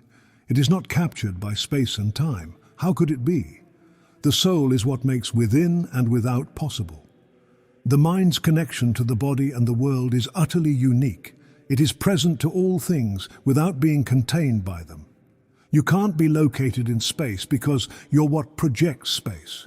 You can't exist in time because you're what unfolds time. The soul doesn't have a where because the soul is what creates whereness. You aren't a mind in a body. You are a mind that organizes and perceives reality as a body in a world. This brings us to Ereugena's most stunning conclusion about matter itself. For corporeal and sensible things derive their origin from incorporeal and intelligible things. This is a radical redefinition of reality. The physical world is born from the intelligible world. Matter is the outward appearance of spiritual realities. An atom, or a mountain, is in its essence a divine idea or thought made visible to our senses. Matter is what consciousness looks like when it forgets its own spiritual nature and perceives things as separate and external. Every problem in philosophy becomes a problem about human nature. Why does evil exist? Because humans can choose. Why does matter exist? Because humans fell into sensation. Why does redemption exist? Because humans can return. The entire cosmic drama is actually a psychodrama, playing out in the theater of human consciousness. Eriugena also tells us that when Christ, the God-man, rose, he rose as the original human before the division into male and female. He showed us what we really are, spiritual entities that acquired biology as a temporary consequence of a primordial choice. The blessed frustration of being human is that we seek the infinite with finite faculties. We reach for the unlimited with limited hands. And this reaching, this seeking, this endless frustration is our nature. We are the universe's way of seeking itself, God's way of desiring himself, and infinity's way of experiencing finitude. Thus we are not in the universe is in us. We are not products of creation but the workshop where creation was forged. Every thought we think recreates the world. Every choice we make alters reality. We carry all beings in our consciousness and give birth to all worlds in our minds. To know that you are the workshop of creation means that everything depends on you. Every creature's fate is tied to your choices. Every being's redemption waits on your return. You can't escape into insignificance. You can't hide in the crowd. You are the crowd. You are the world. You are the workshop where God creates reality. The tools are thought and will. The materials are the primordial causes. The product is everything that exists. And the craftsman, that's you, whether you know it or not, whether you want it or not. You are creating right now, in this moment, with this thought. The workshop is always open. The work never ends. And the ultimate product? God himself. Come to know what it's like to be you, to be me, to be everything, to be nothing, pretending to be something, so it can remember what it always was. This is the terrible dignity of being human. Your consciousness itself, dreaming it's a separate self, slowly waking up to what it's always been.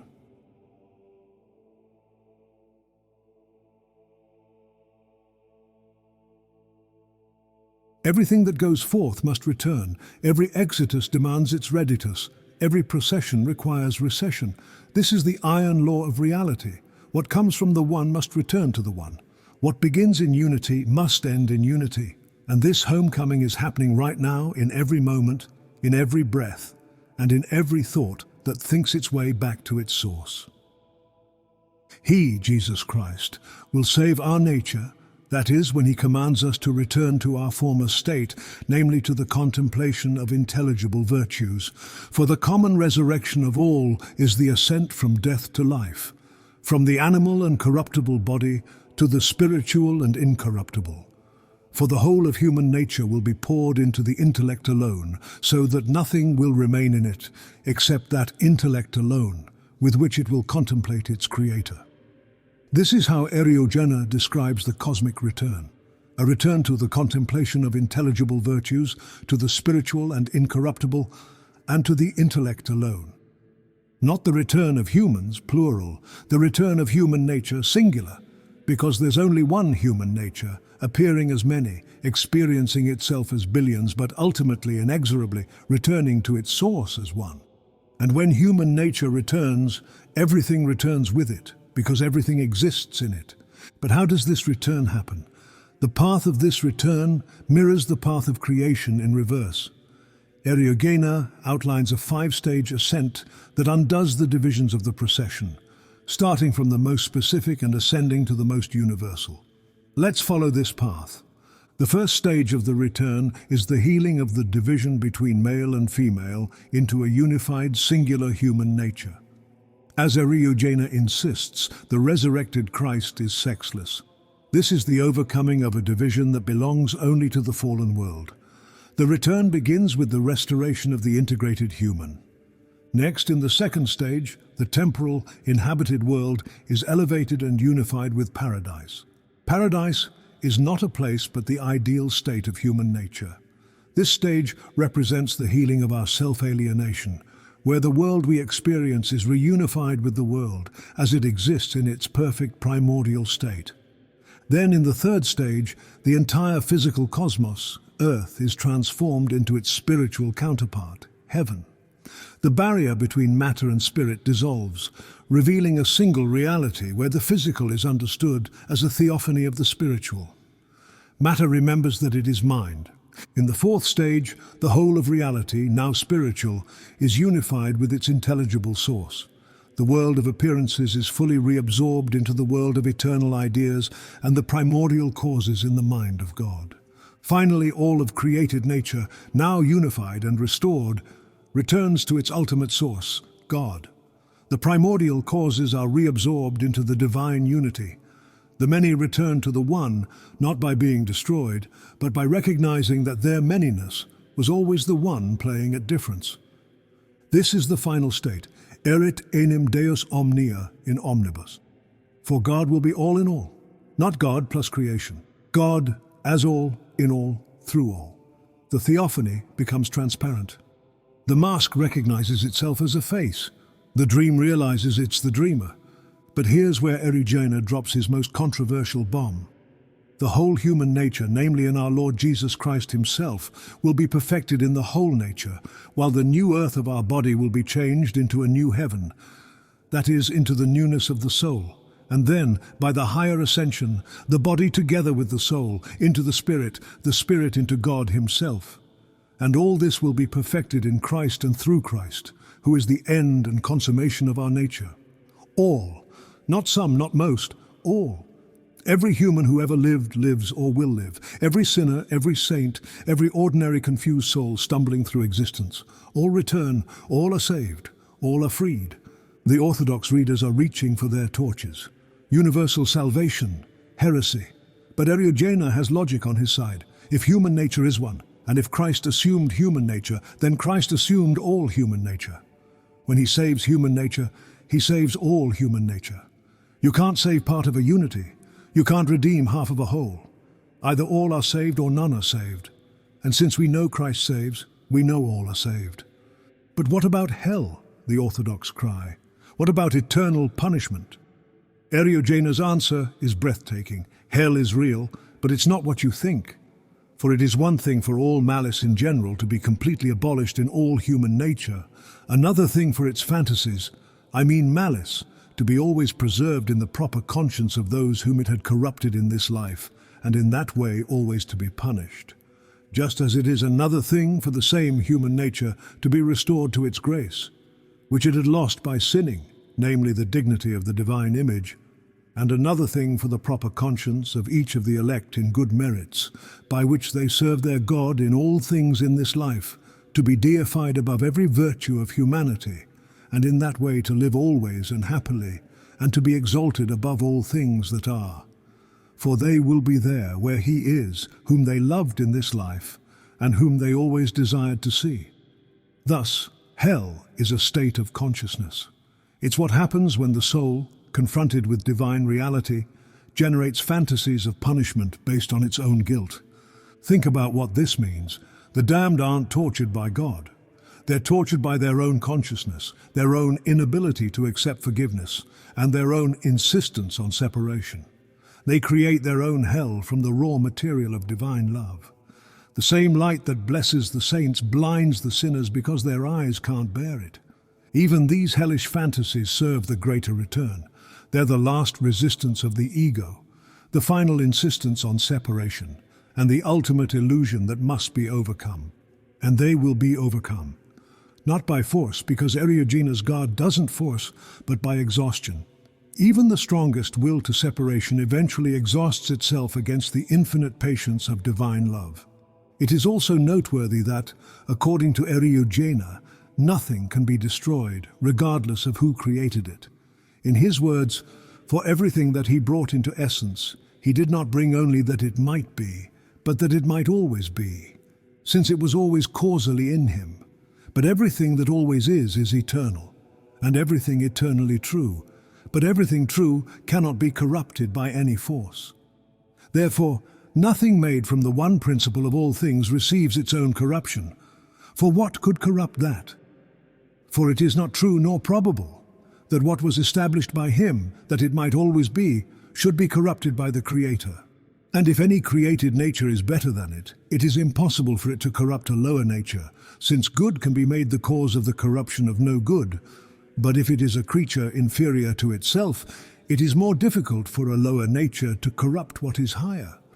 But if there is a good equal to itself, no good seeks to corrupt a good equal to itself, as long as they are of the same power and operation and essence.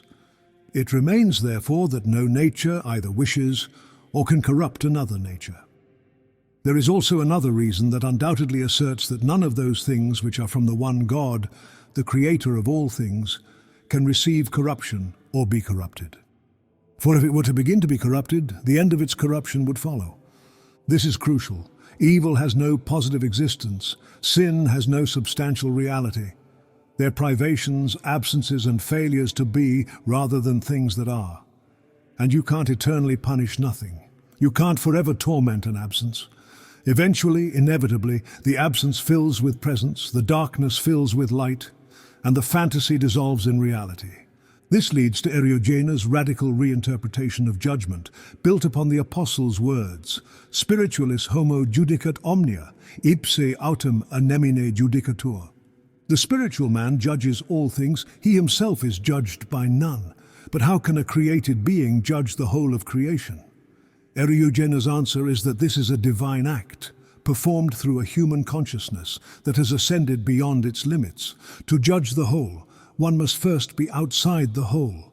The spiritual person is not contained within the parts of the universe, but ascends above the whole, and its parts, they rise to the height of contemplation. And where does this spiritual person ascend? Eriugena is explicit. In ipsum itaque Deum ascendit. He ascended to God himself. From this divine vantage point, judgment is no longer based on fleeting appearances. The spiritual person, by an intimate speculation, enters into the causes of things and discerns the world according to its inner reasons and unchangeable occasions. This is why the last judgment is humanity, unified with God, finally seeing clearly.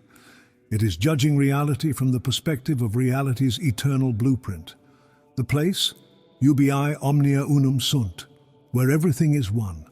The books that are opened are the books of consciousness.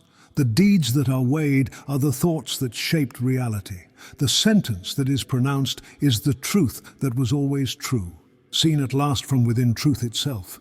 The whole Christ, namely the Word and the flesh, is everywhere and is not contained in any place. This is Eriugena's devastating conclusion, and he uses it to break the comfortable notion of a localized heaven. He argues directly against those who would place Christ's resurrected body in a specific part of the physical heavens, pointing out the contradiction of locating an eternal body in a cosmos that is itself destined to pass away. Instead of getting trapped in this paradox, Eriugena grounds his argument in Christ's own statement, Ego et pater unum sumus, which translates to, I and the Father are one. Eriugena insists that Christ said this of his entire substance, both man and God. The conclusion is inescapable. If the Father is everywhere, then the unified Christ must also be everywhere. Therefore, the whole Christ, namely the Word and the flesh, is everywhere, and is not contained in any place. This is precisely why heaven isn't a place where good souls go.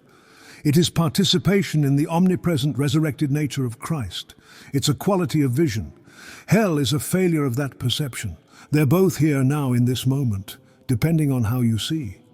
The return has already begun. Every moment of understanding is part of it. Every act of love participates in it. Every recognition of unity advances it. You're not waiting for the return. You're in it. You are it. You're listening to these words. You're thinking these thoughts. This is the universe returning to its source, God remembering himself, the one recovering from the dream of being many. Our seeking of God is the return. This endless frustration is the path home.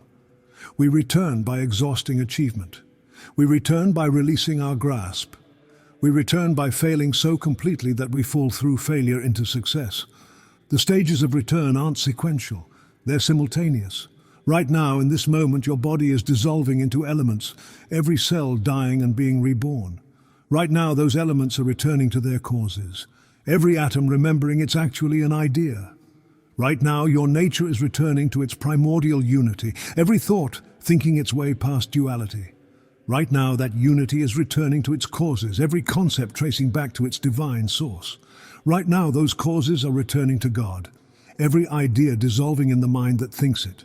Is the resurrection a supernatural miracle of grace, or is it a power written into the very laws of nature?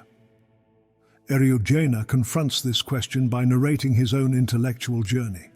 He admits his first opinion was that the resurrection is a gift of the grace of the Redeemer of the world, dependent entirely on Christ's incarnation. Without it, he thought, human bodies would simply remain as dust, and there would be no resurrection of the dead. But then he declares, I changed my mind. After reading St. Epiphanius and St. Gregory the theologian, he was convinced of a deeper truth. The resurrection, he now argues, is a process driven by naturalae virtute. Nature itself is a theatre of constant death and rebirth, a series of signs pointing to the final restoration. Eriugena, quoting Epiphanius, points to the evidence. The day dies into night only to rise again. Seeds die in the earth to be vivified. Our own hair and nails, cut like dead things, grow back, signifying the hope of resurrection. The ultimate proof is the phoenix, the mythical bird that builds its own funeral pyre, burns to ash, and is reborn from its own remains, made young again by being burnt. This is why the distinction between nature and grace ultimately dissolves. The return is the fulfillment of a power already present in the cosmos, from the smallest seed to the stars. The grace of resurrection is the deepest and most fundamental law of nature, finally revealing itself. It is the recognition of what we've always been. The body you think you have, the material assemblage you call yourself, is already dying. It's been dying since the moment you were born, but the death of the corruptible reveals the incorruptible. The dissolution of the temporal uncovers the eternal. What you really are can't die because it was never born. It can't end because it never began. It can only return to what it never actually left. Even animals, plants, and minerals return through humanity. Not because they become human, but because they always existed in human nature. They return to their reality as modes of human consciousness, as ways humanity experiences itself, as facets of the human diamond refracting divine light. This is the cosmic return, an immediate reality, something we recognize. The universe is structured as return. Every exhalation is the cosmos returning to its source. Every inhalation is the cosmos beginning again. Breathing is the rhythm of exitus and reditus, procession and return, creation and redemption. The cosmic return isn't coming. It's here. It's now. It's this moment of recognition. It's you, listening to these words, remembering what you've always known but forgot you knew. The journey home is a journey through consciousness, from forgetting to remembering, from sleep to awakening, and from the dream of separation to the reality of unity. You never left. You only dreamed you did, and even the dream was God dreaming himself as you, so he could experience the joy of waking up.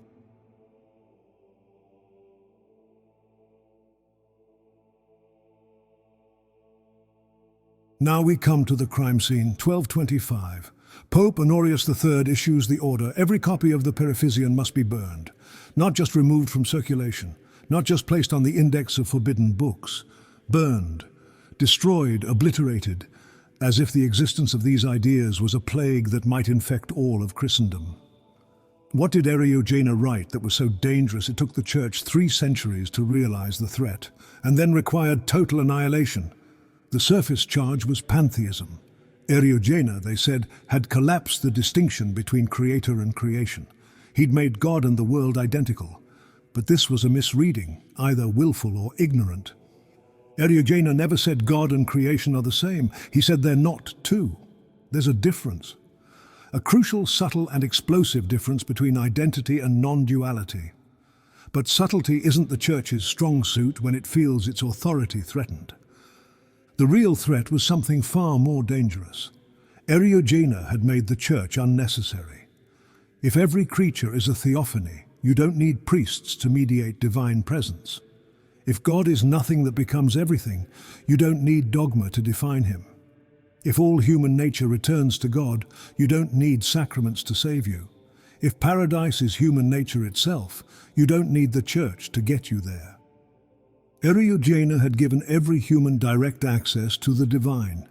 No mediation required, no institution necessary, and no wonder they burned it. But let's dig deeper into the specific heresies, the particular passages that made medieval theologians wake up in cold sweats. Start with this bomb: God does not know evil. If God doesn't know evil, then evil has no ultimate reality.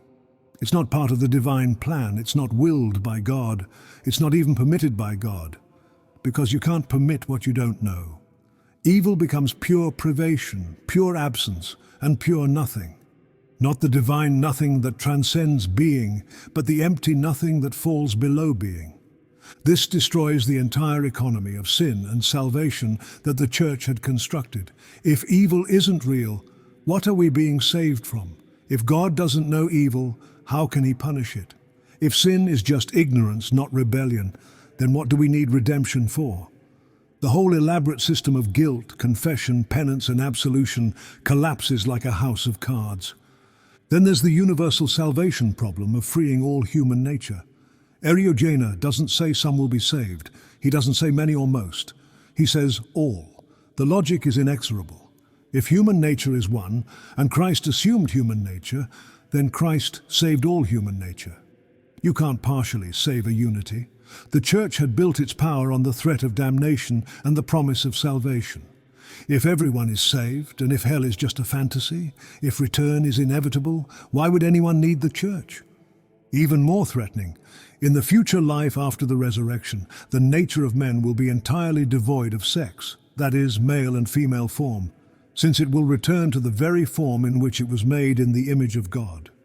But the image of God is neither male nor female, for this division of nature occurred because of sin.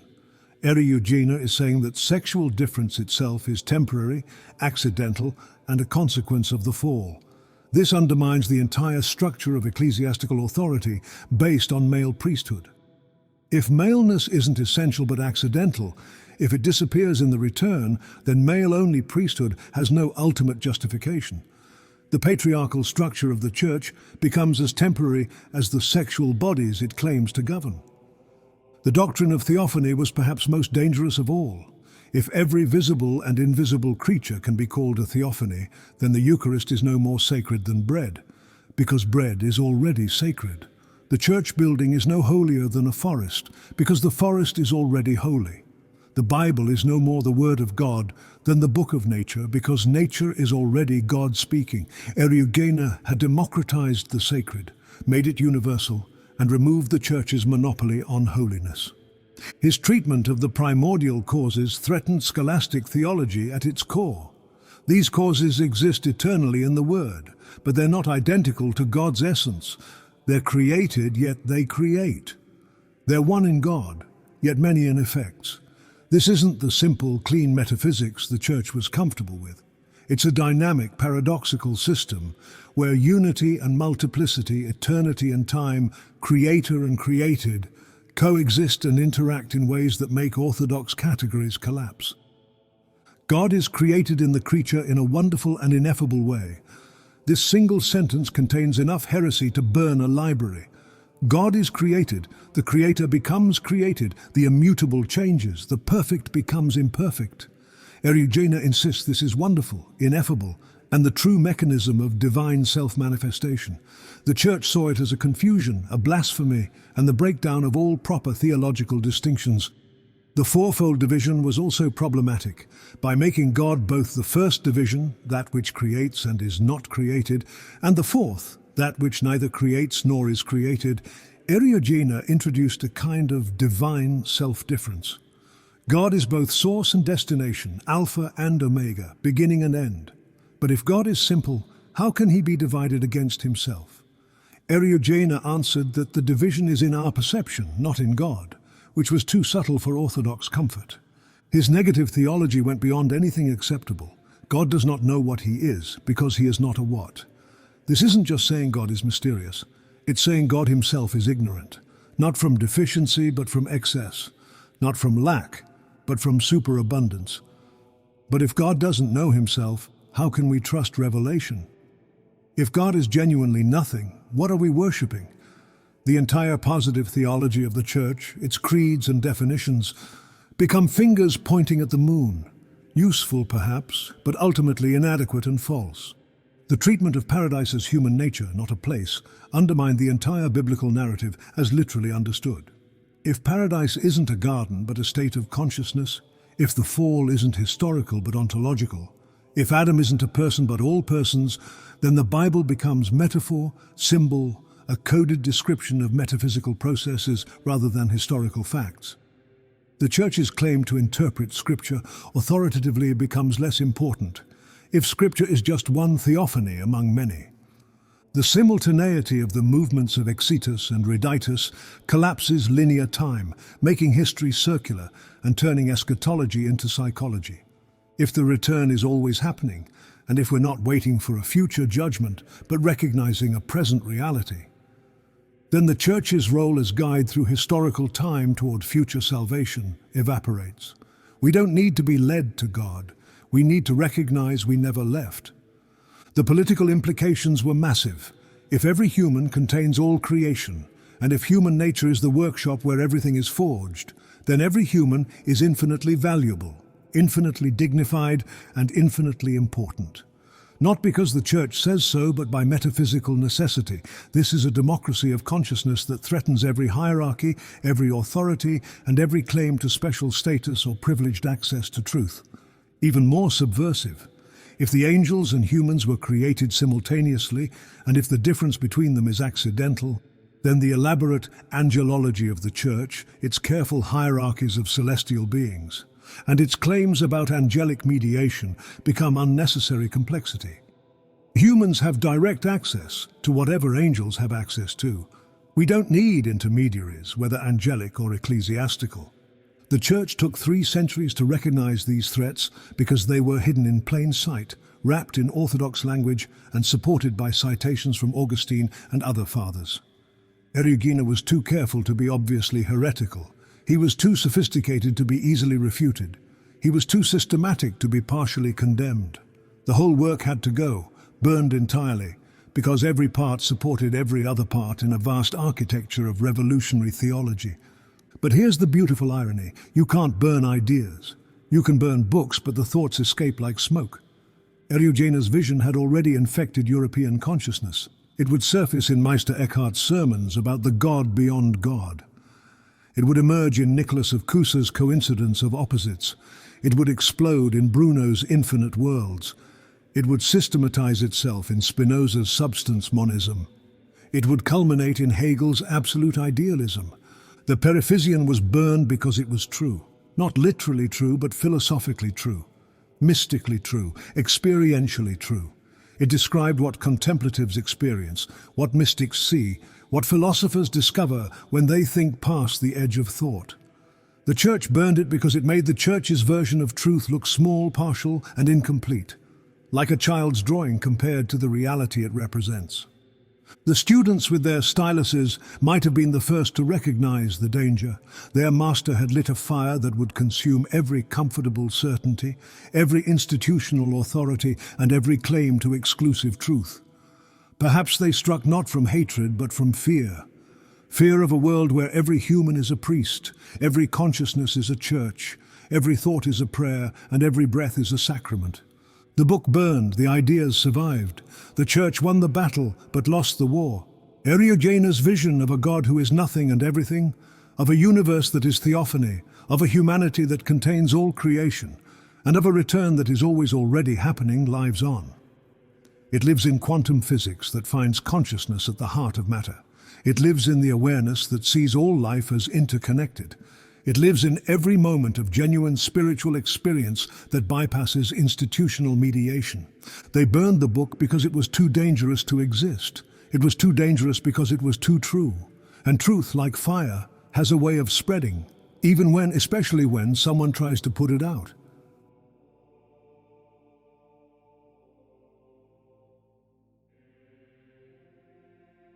The books burned, but the fire spread underground.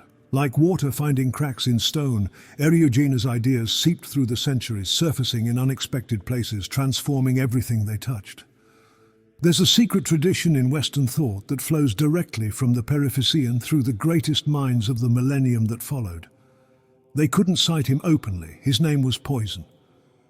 But his ideas were nectar to those dying of theological thirst. Start with Meister Eckhart, preaching in Cologne 2 centuries after the condemnation. Listen to him. God is a pure nothing, not touched by now or here. That's Eriugena's divine nothing. The eye through which I see God is the same eye through which God sees me.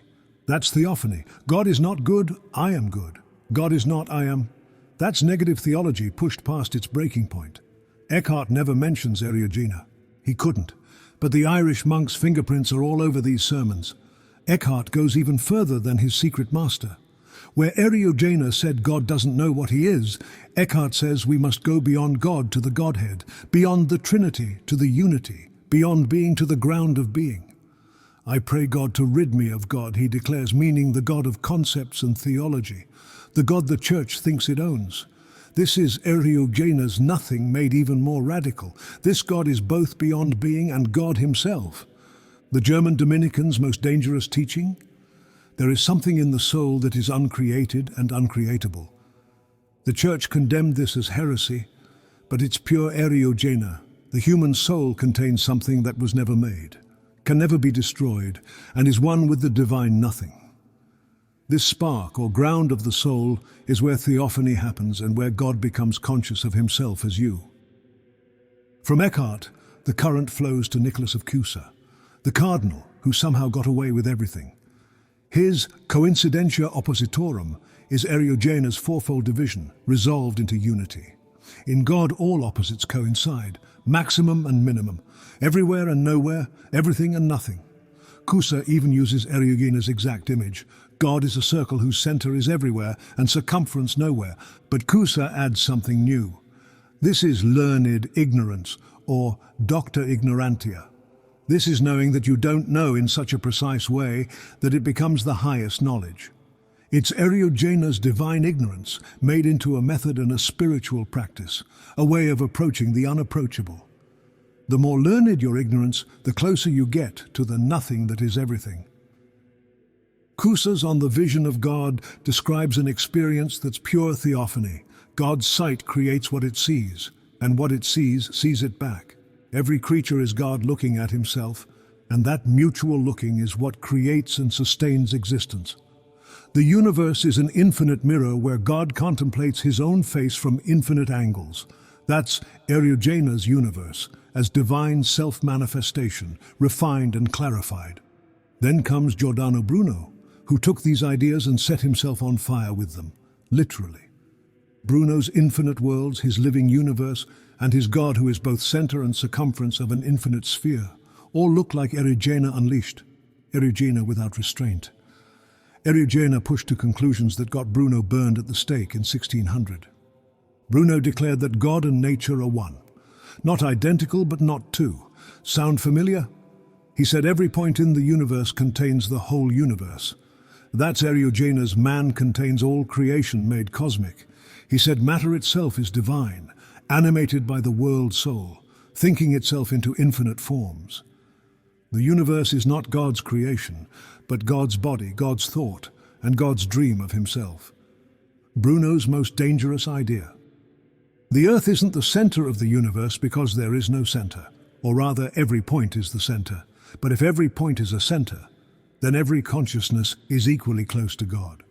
This means no special holy land, no chosen people, and no exclusive revelation.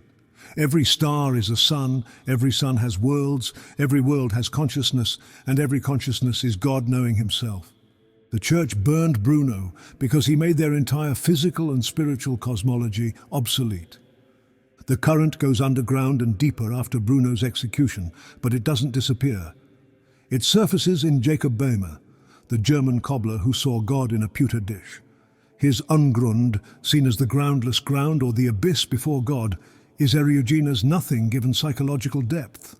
For Boehme, God must generate his own opposite to know himself. He must create darkness to know himself as light, wrath to know himself as love, and no to know himself as yes. Boehme's 7 source spirits are Eriugena's primordial causes made dynamic, turned into a process of divine self-revelation through opposition and reconciliation. Creation is thus an eternal process of God birthing himself through contraries. Every moment is the first moment.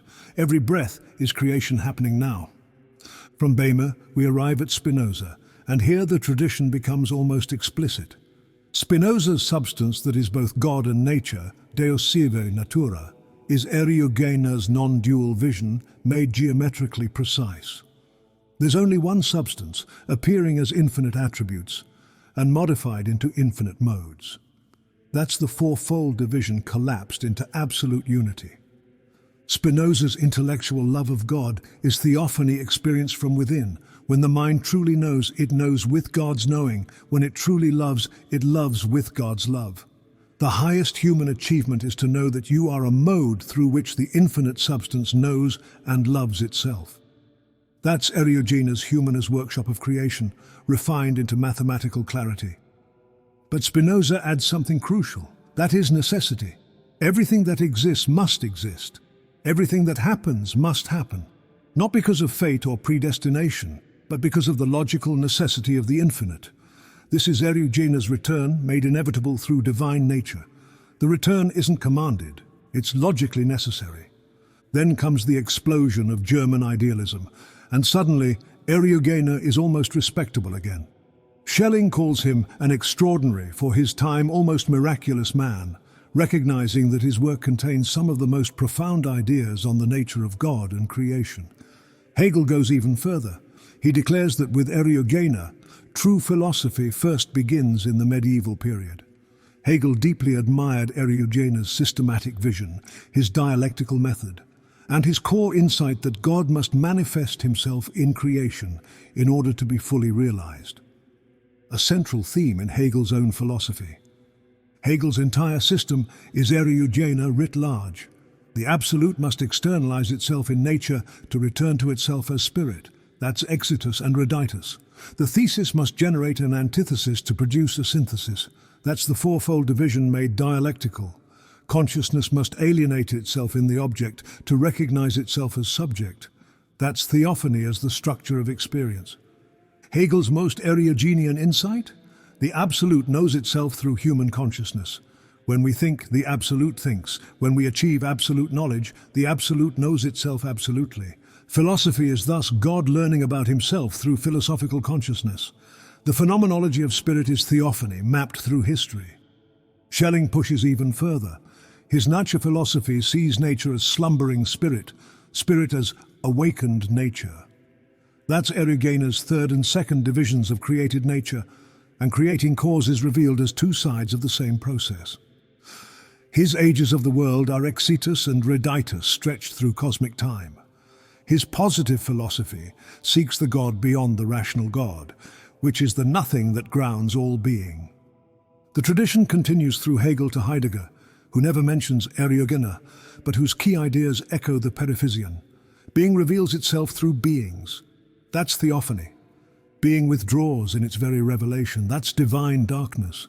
Dasein is the clearing where being becomes conscious of itself. That's Humana's workshop of creation. The forgetting of being is the fall. The remembering of being is the return. Even in physics, Eriugena's ghost haunts the equations. Quantum mechanics discovers that observation creates reality. That's theophany. The universe seems fine-tuned for consciousness. That's the anthropic principle, which is really Eriugena's human containing all creation made scientific. Information, not matter, is fundamental. That's the primordial causes as the code of reality. The tradition was never broken. It was never lost. It just learned to speak in different languages. German philosophy, English poetry, French symbolism, and American transcendentalism. Emerson's Over-Soul is Eriugena's unified human nature. Whitman's I Contain Multitudes is human as a workshop. Teilhard's Omega Point is the cosmic return. Even in the church that condemned him, Eriugena's vision survived. The Rhineland mystics, the Spanish mystics, and the English mystics all drink from his fountain, even when they don't know its source. John of the Cross's Dark Night is divine darkness. Teresa's Interior Castle is the soul containing all creation.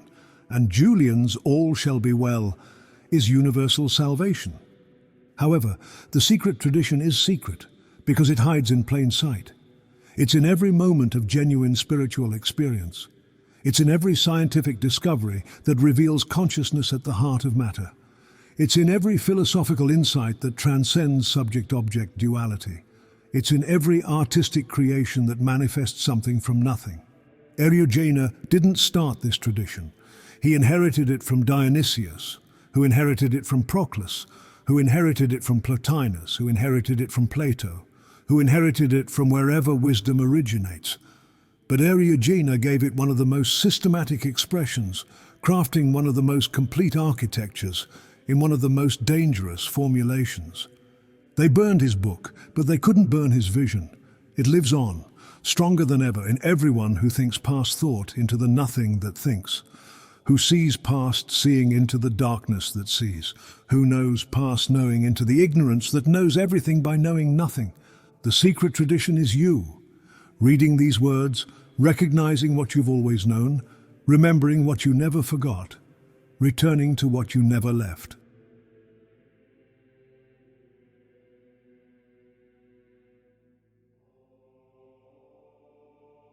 And now here we are, 21st century, scrolling through infinite feeds, drowning in information, and starving for meaning, caught between a fundamentalism that shrinks God into an angry grandfather and a materialism that denies anything beyond neurons firing, between those who claim exclusive access to truth and those who claim truth doesn't exist, between the suicide of reason and the murder of mystery.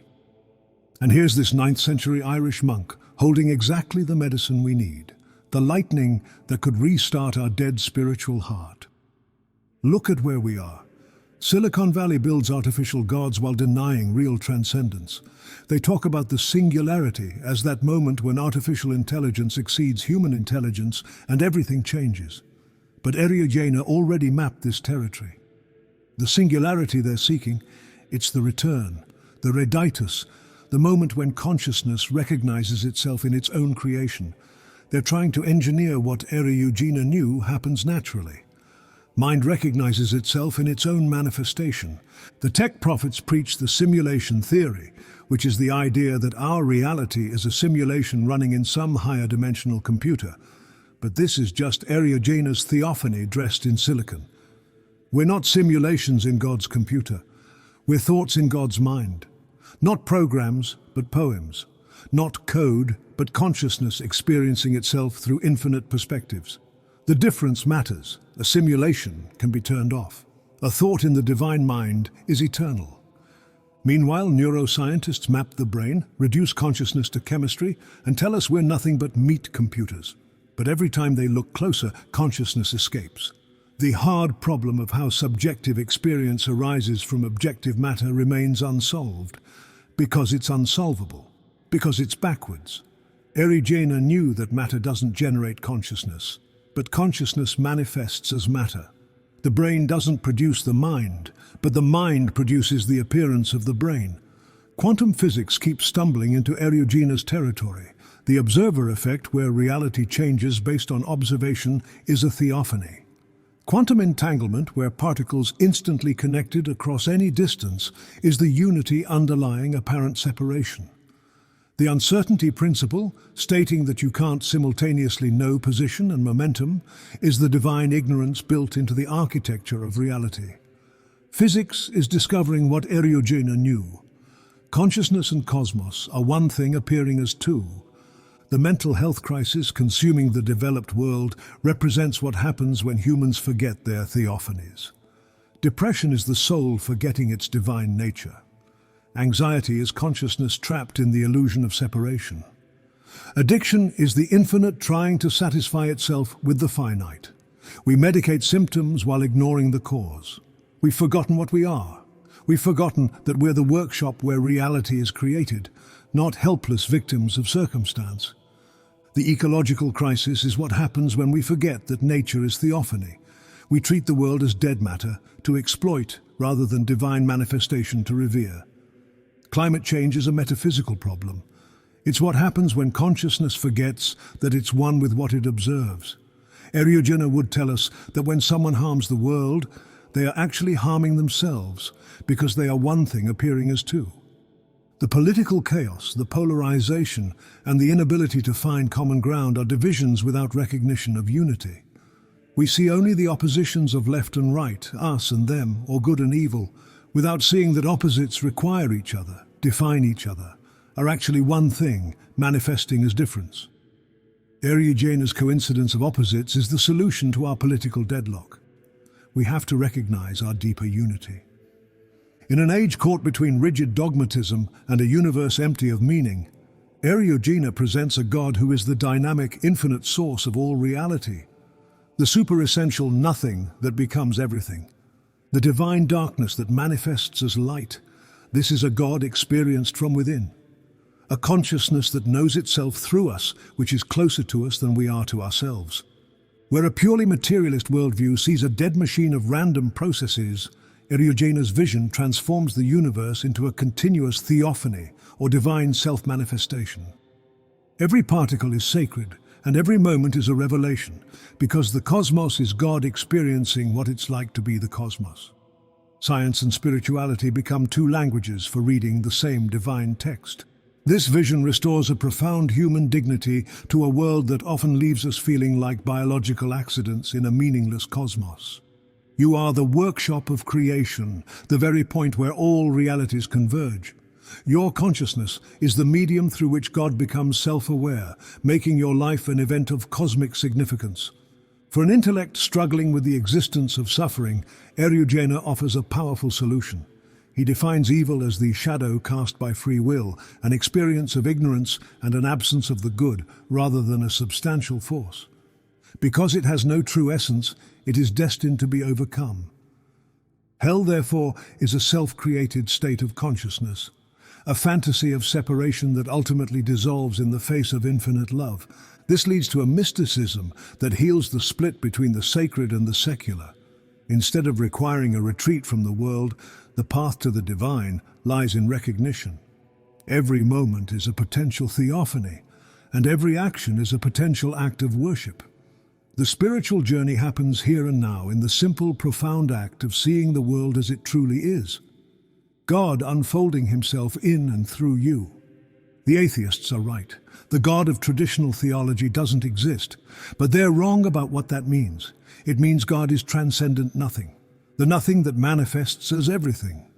The fundamentalists are right as well. There is absolute truth, but they're wrong about what it is. It's not a set of propositions, but a living reality, not a creed, but consciousness itself. We need Eriugena's lightning now because we're at an inflection point. Artificial intelligence is forcing us to confront what consciousness is. Quantum physics is revealing that matter isn't what we thought. Neuroscience is discovering that the brain is more a verb than a noun. Ecology is showing us that separation is an illusion.